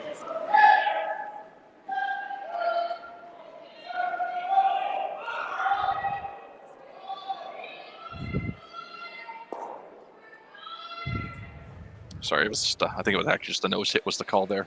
Yeah, I think they've realized here that they might have waited a rock too many. They didn't get the soft steel, but they have a chance here now of giving up 2, and that's going to be a big 2 on the board for Team Schneider if they are successful.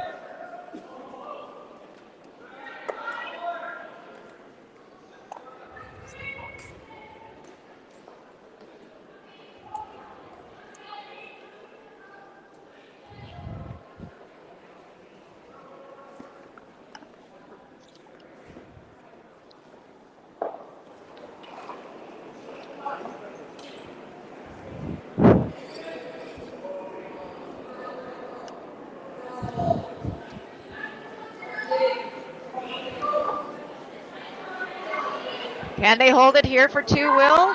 Trying to get to the nose? I don't think so. Wow.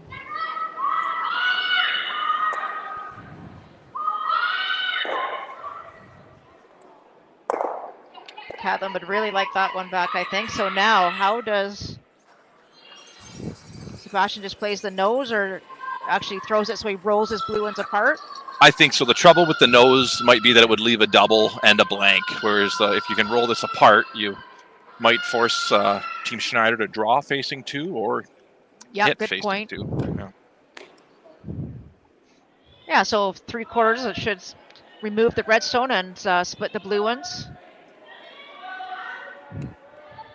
Just taking a peek over at our other stream game, it does look like right now Steph Jackson Pair, pardon me, was able to sneak one in there. I don't know if she played the hit and roll or.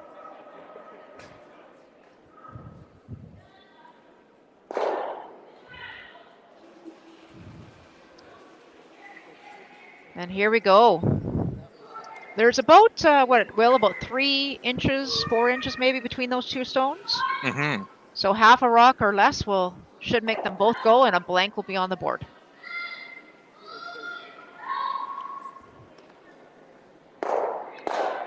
Catlin Schneider would be very, very happy to have a 2-point lead and hammer heading into the 9th end.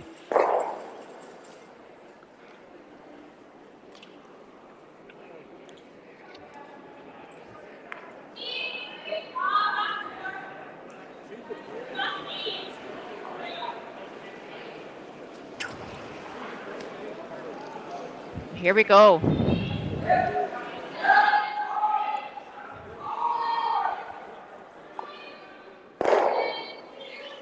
Nice shot. What a terrific shot by Catlin. Blank keeps the hammer. is. It'll be 9-7 going into the 9th end.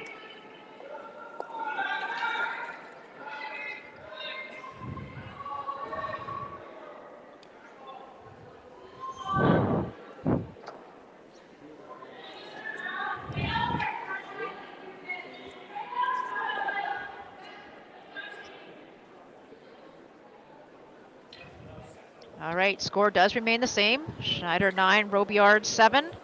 9th end of play here.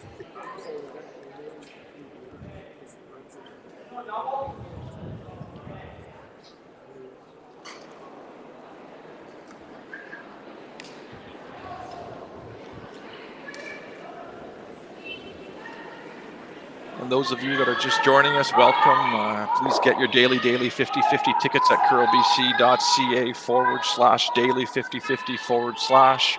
We're doing draws every day, funds raise, support curling in Greater Victoria. So chance for people all across the province to get involved in this BC Championships via the 50/50. So please buy your tickets and see that pot grow online.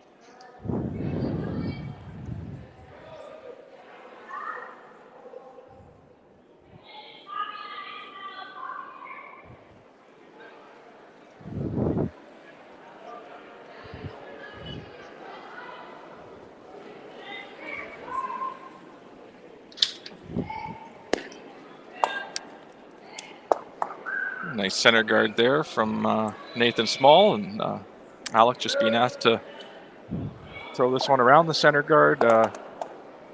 Top 8 foot. Probably doesn't actually want to get this completely buried around the guard, but in a place they can use it later on in the end if they have to.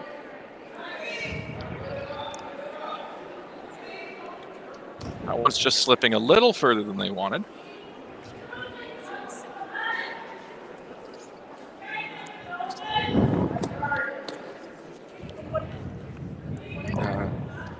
Team Robillard recognizing the importance of using the 5 rock free guard zone here and calling one more center guard.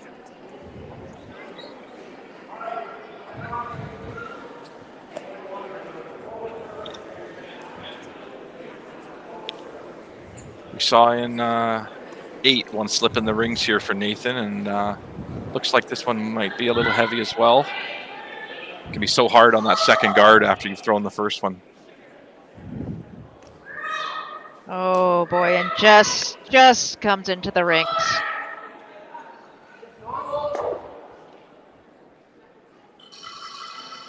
So chance for Alex Horvath to make it go away.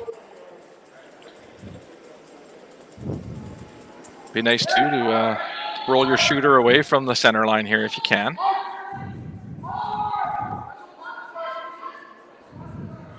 Don't want to jam it on the back one. Very nice. Great shot.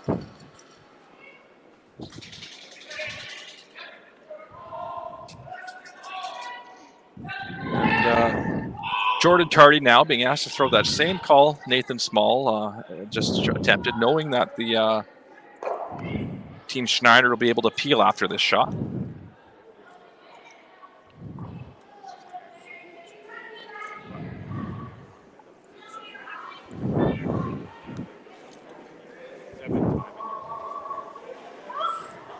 We have a measure on sheet B right now. That's why you haven't got a score update there yet. Tune into that on our YouTube channel.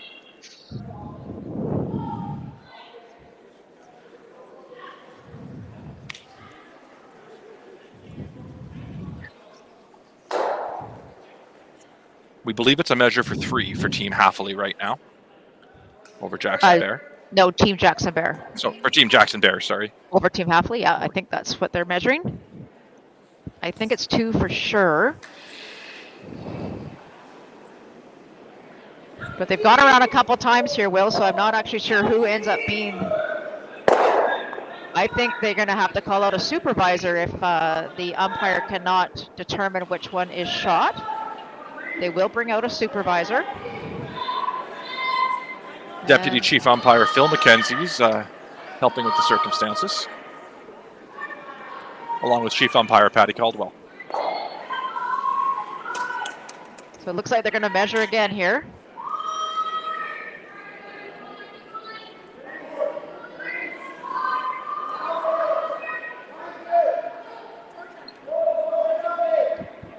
And give a shout out to the measurer, Len Chillebeck there, doing the measurement. Sorry, we got distracted as we were watching that game here. So back to our game, just a freeze attempt by Jordan Tardy. Great Did he shot. ever deliver, Melissa? What a nice freeze. Very, very good.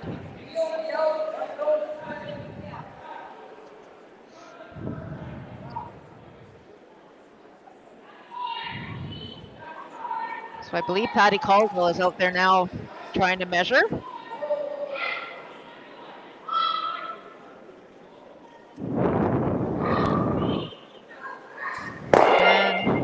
Wonderful shot there from Sterling Middleton with his last. Yeah, beauty about that is obviously getting rid of that red stone. You don't want to leave anything behind the tee line.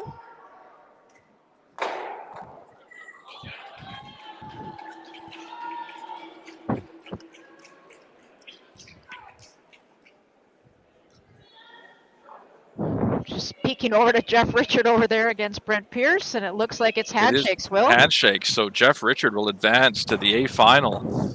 Gets a couple draws off before he plays in that A final, and Brent Pierce will drop to the B.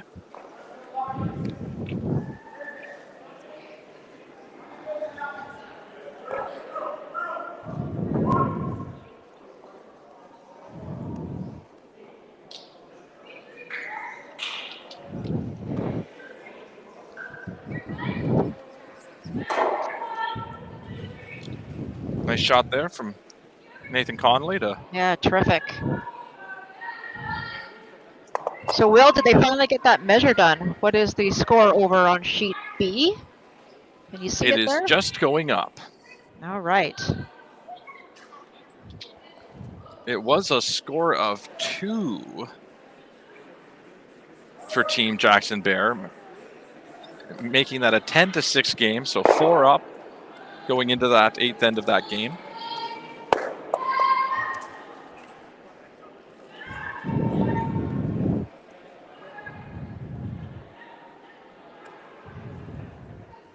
And after making the peel on our sheet, Nathan Connolly now being asked to put the guard back on that nice draw he put there on his first.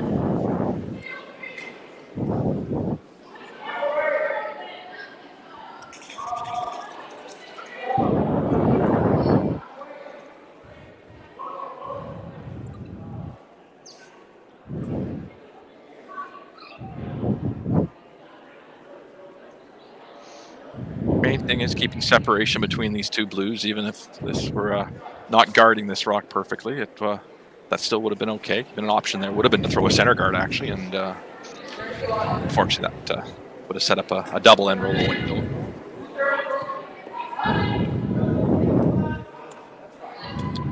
I think these are close enough though, Melissa. Though they may be making a run at it to try to make the double and roll a shooter in the rings. I think so. I agree. I think it's close enough. You can give it a shot for sure.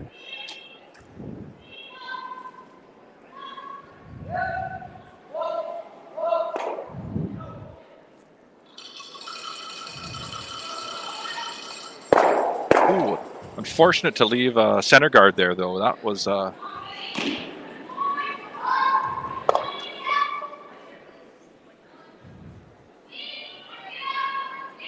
Yeah, not a good result there for Jason.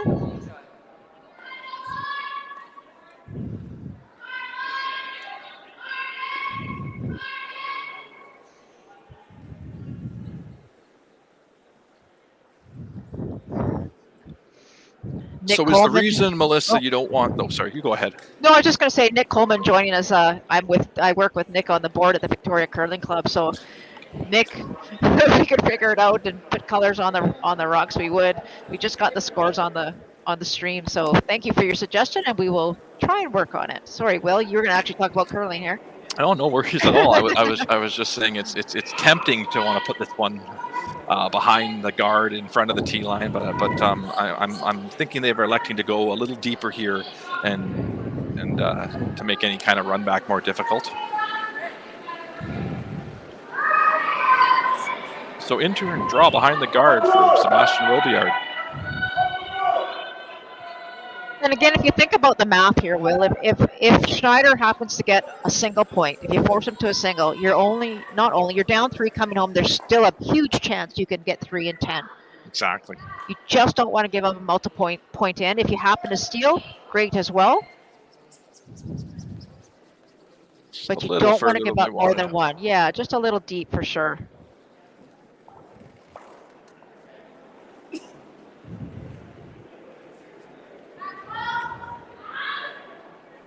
So just looking at that red rock, red center guard driving into the blue here.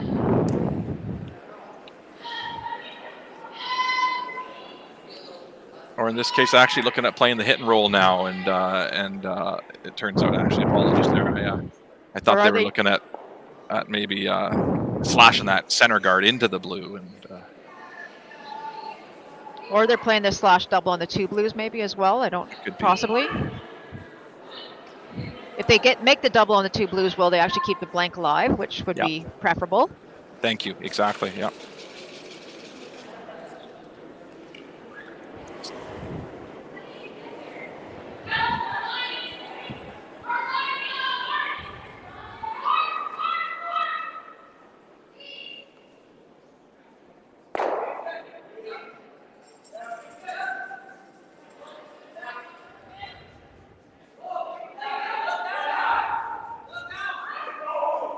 Started pretty soft, I think. Will. Yeah, he is, and Sweeping to keep it straight here, but it did curl quite a bit.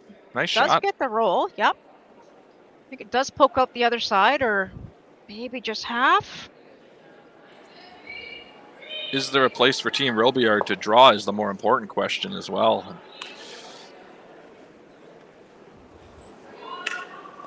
Doesn't look like it, so it looks like the freeze is the call here, Melissa. Maybe a tap back. I think he might be playing the tap with that ice. Agreed.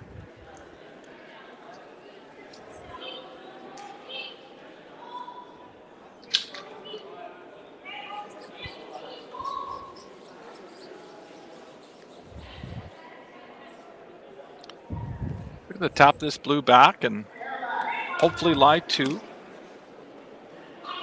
Tap the red back, sorry.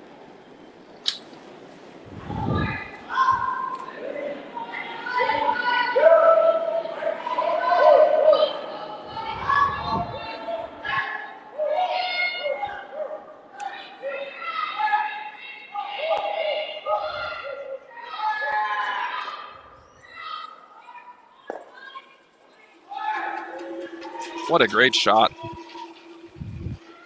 And all of a sudden, Team Robillard lying 2 with a center guard up. Having said that, it is a red rock that That was such a good shot by Sebastian. I may have already also peeked over to sheet E, and Corinne Brown just made a pistol as well.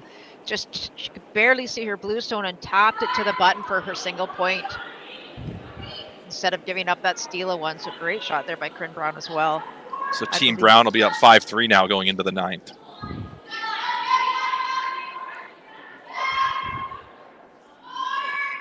So it looks like a soft weight hit here, maybe a hackish. Even a little less. Well, it's hard to see where Alex has that broom. Back line to hack. Do the exact same thing that Sebastian just did and keep your shooter there for the single point. Asking it to curl early here. Yeah, it's got to curl a ton. It's still got to curl a ton. I don't know if he's going to get it, Will. He will not, and it's going to be a steal of 2. Wow. A steal of 2 and a tie game. My goodness.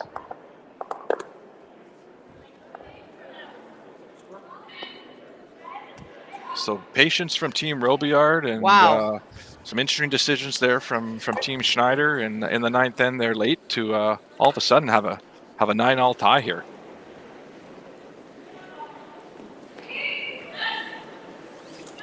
Yeah, he took a lot of ice there, and I was thinking maybe he was going to throw a back liner, but he definitely threw hack, and it just didn't come up enough for him.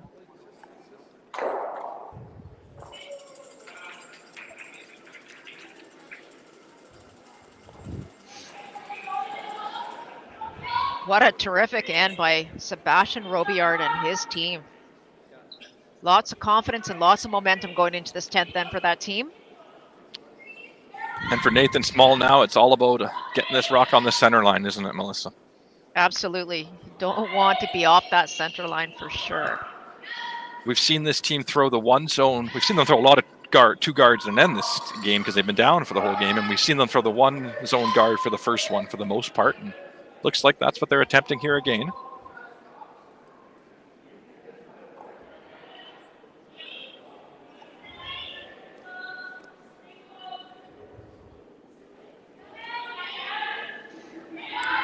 Nice Nice shot shot. there from Nathan Small.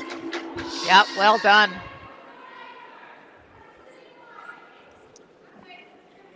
So Alex being asked to come around. You'll see Sterling just holding the broom there while Catlin stepped out.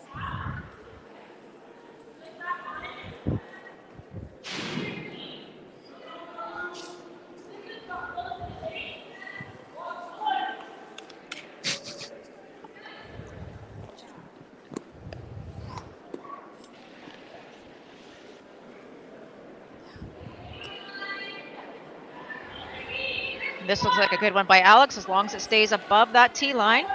Yeah, maybe a little deeper than they wanted there, but very close. Yep, very close. Great shot.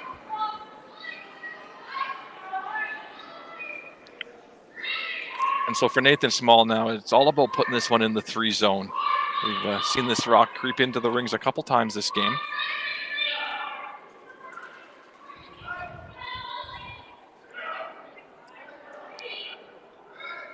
Sweepers like it early, and Sebastian saying he's going to need to curl to get to center line.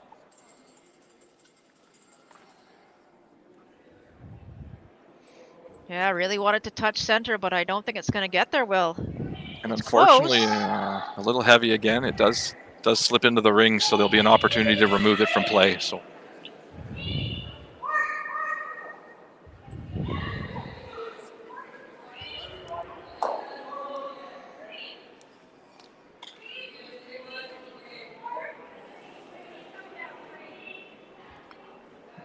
Alex Horvath just being asked to pick out the blue here.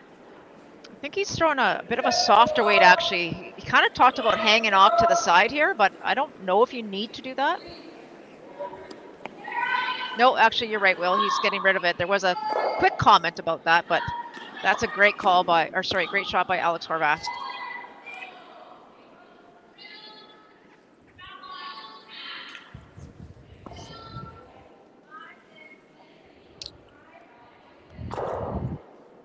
Jordan Tardy now being asked for the same shot. Nice tight center guard here, looking to be a 3 zone.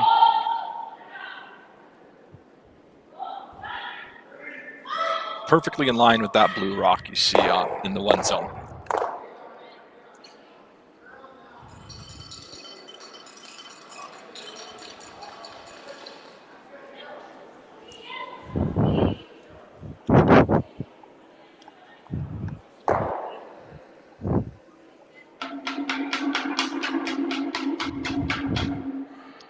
And that's a great shot there by Jordan. All right, so it's peel time, I would say, for Team Schneider here.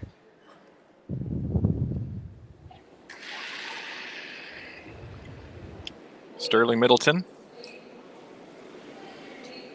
Just looking to get the 1 here.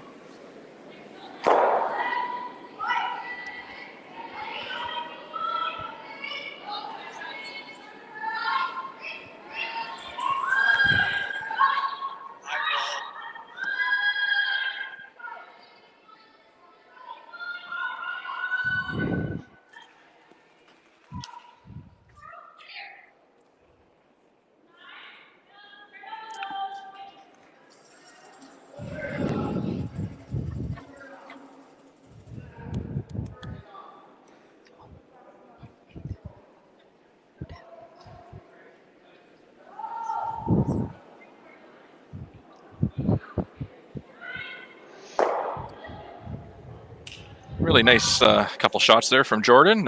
Makes no mistake with the second guard there. Single peel here again, I believe.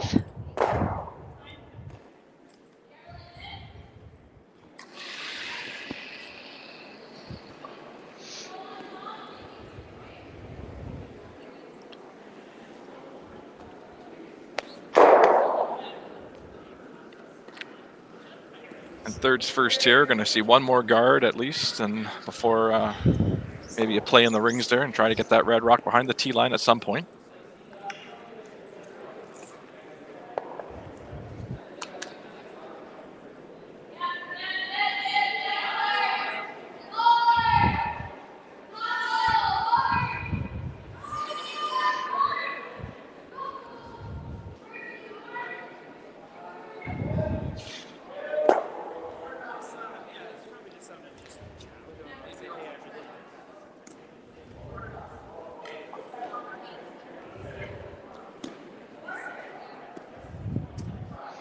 Just trying to throw that high guard. Looks like a nice one by Nathan.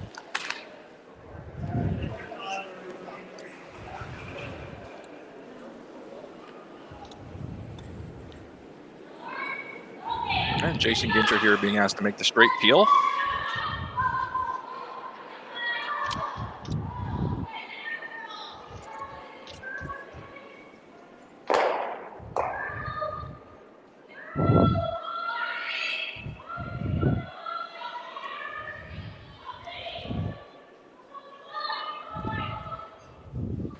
All right, it's just decision time, discussion time here, Will. Exactly, Melissa. And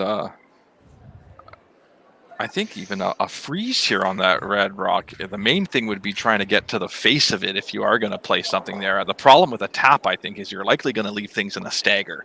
And so if you are going to play a freeze here, I think play a shot in the rings here, I think it's really important to try to get right to the face of that red. Yeah, I like that too. I think they're just trying to discuss. You saw them kind of deciding which turn to maybe come around. Now, this is Nathan's second stone, so they do have 3 left, so they may have elected to throw 1 more guard. I think you're right. Yeah, exactly. Yeah.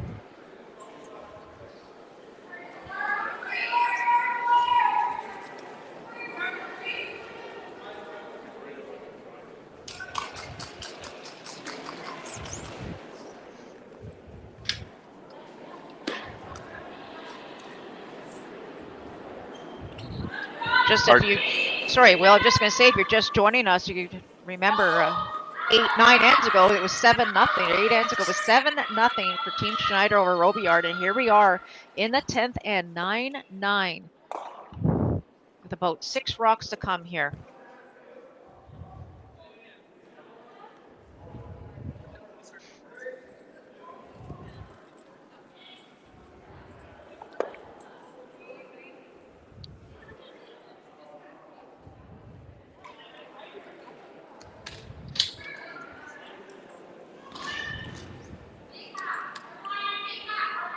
One comes a little deeper than they wanted, Melissa. And a timeout here from Team Schneider just to take a look at the angles and see what the best way may be to go on this double peel, Melissa. Yeah, and they might bring Brian down to have Coach Brian Mickey down to have a quick conversation with them.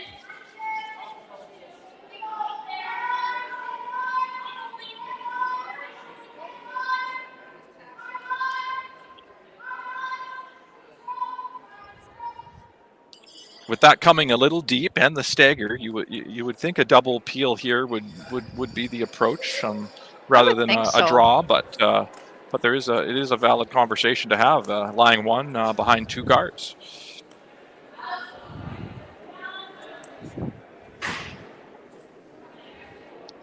Like to thank everybody for joining us. Thanks very much for joining, and this is my chance to tell you to get your 50/50 tickets at curlbc.ca/daily5050/. Would love to see that pot really rise. It's already at a record for the week, but we'd love to see it keep growing. And back here to Team Schneider and Coach Brian Mickey. So as you said, Will, 2 options here. They have the double peel, which kind of makes the most sense. But they actually talked about drawing again into the top of the 4 to freeze to their red stone. I really like clearing the middle here at this point. I agree. I thought maybe even in 9 they chose to leave a rock in the middle there a little, and I really think these problem rocks, when you have last rock, are those ones on the center line. I agree, Will. I kind of had a battle here.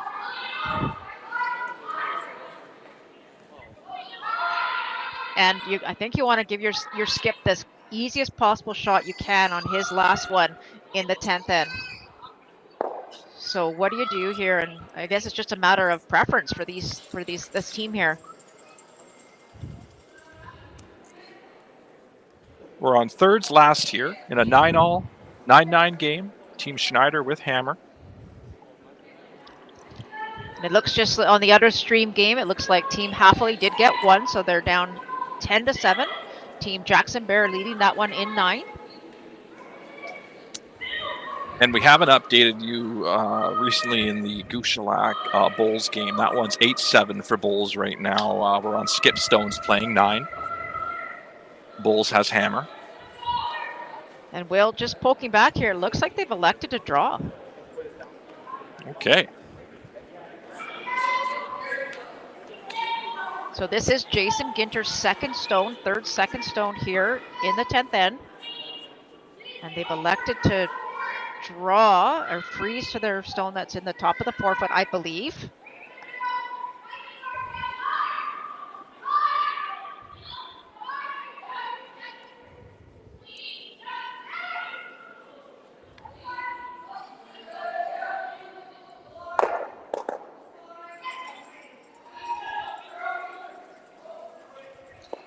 This has definitely got the weight. And this looks pretty perfect to what they called here. Perfect execution by Very Jason nice shot. Ginter. Wow.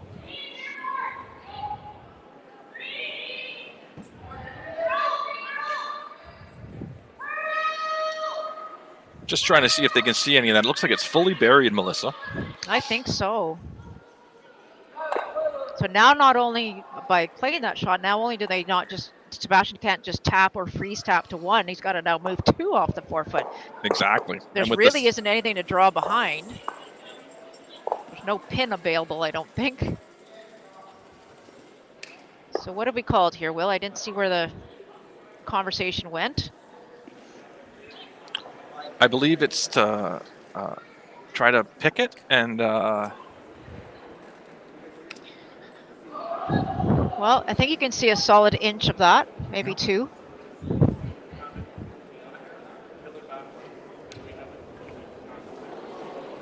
if he can ever pick it enough and move that one on the center line behind the button, that would be his perfect scenario. So maybe there's a way to do that with a softer weight is what they're coming down just to talk about right now. Maybe there's a hack weight back line. Yeah, it looks like they're going to have another conversation here about it.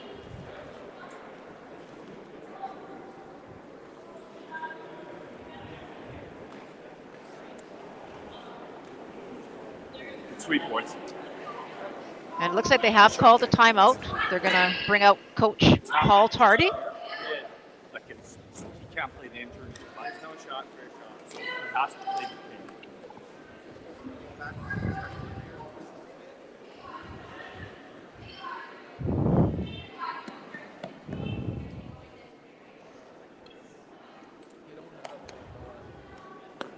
Just popping over here, Will, to sheet E. It looks like it's is this last stone here for Taylor Reese Hansen. And she looks like Team Brown maybe line 2. Behind the center guard. Behind a center guard. It looks like a very, very difficult shot here for Taylor to score.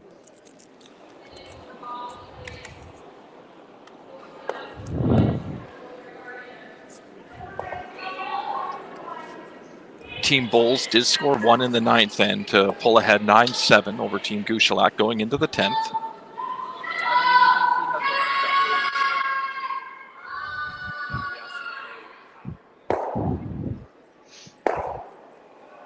Oh, and Taylor almost got it a different way, a trickier way, but I believe she's given up a steal there, Will.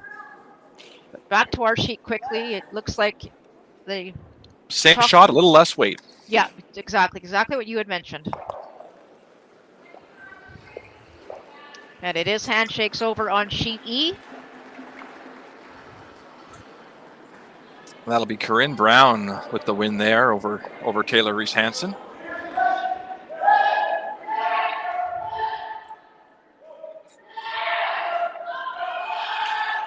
This looks really, really close here for Sebastian Robillard.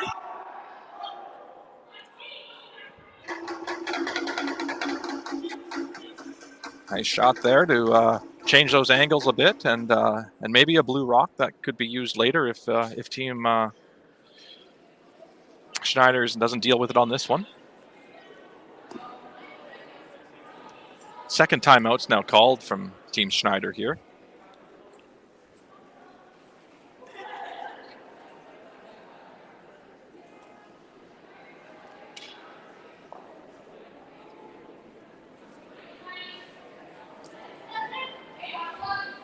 Team Schneider does have about just over 8 minutes, I believe, on the time clocks.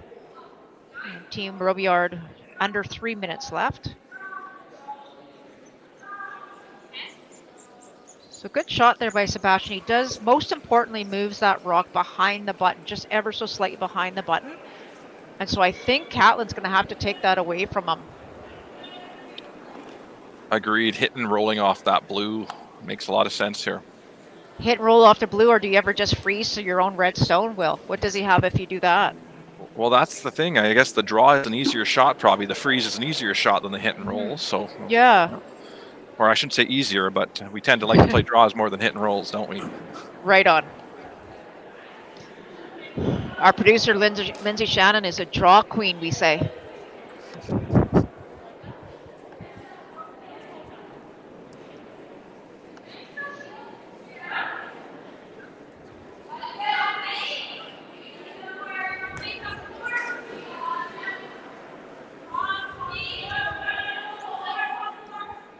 Excited to have 346 people watching here and hundreds in the arena here as well. It's a great crowd here at the BC Championships today.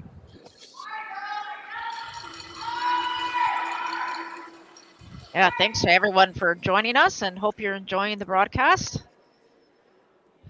We are excitedly waiting these last couple of stones. And what have we decided? Hit and roll, looks like. I don't know, I like the freeze myself, but looks like a hit and roll it is.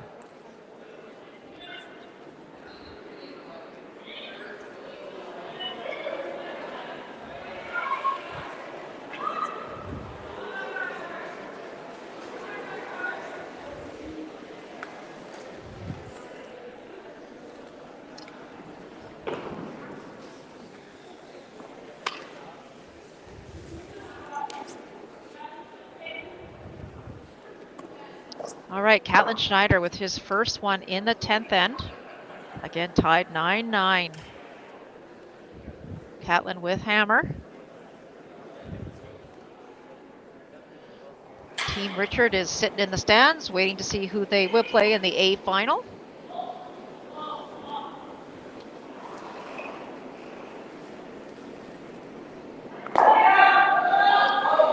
Looks like just a control weight hit and roll they've elected to play here, Melissa. Really want to get the roll here, though, Will. They don't want to leave this out. Trying to get it to curl at this point.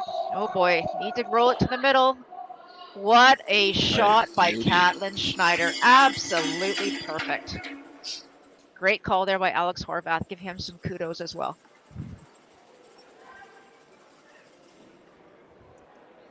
All right, timeout here for the Robillard team. I'm not sure what Sebastian has here, even though he's going to give it a good look over. Yeah, these angles really aren't going their way, are they? They really are not.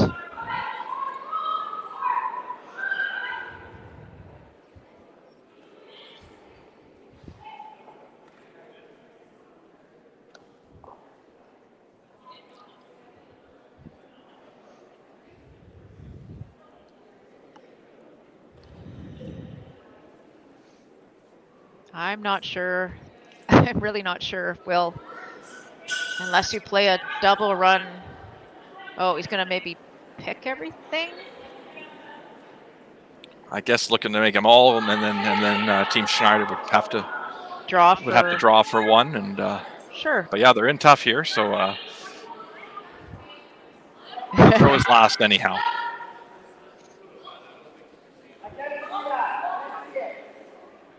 And lots for, even though it might not end up being a win here for Team Robillard, lots to build on this game. Oh, absolutely. What a terrific shot, or terrific comeback for them.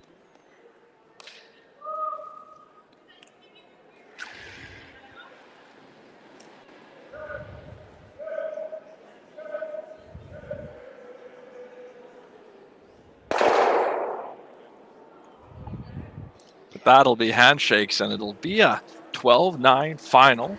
Team Schneider advancing to that final now. They'll play Jeff Richard in the A final.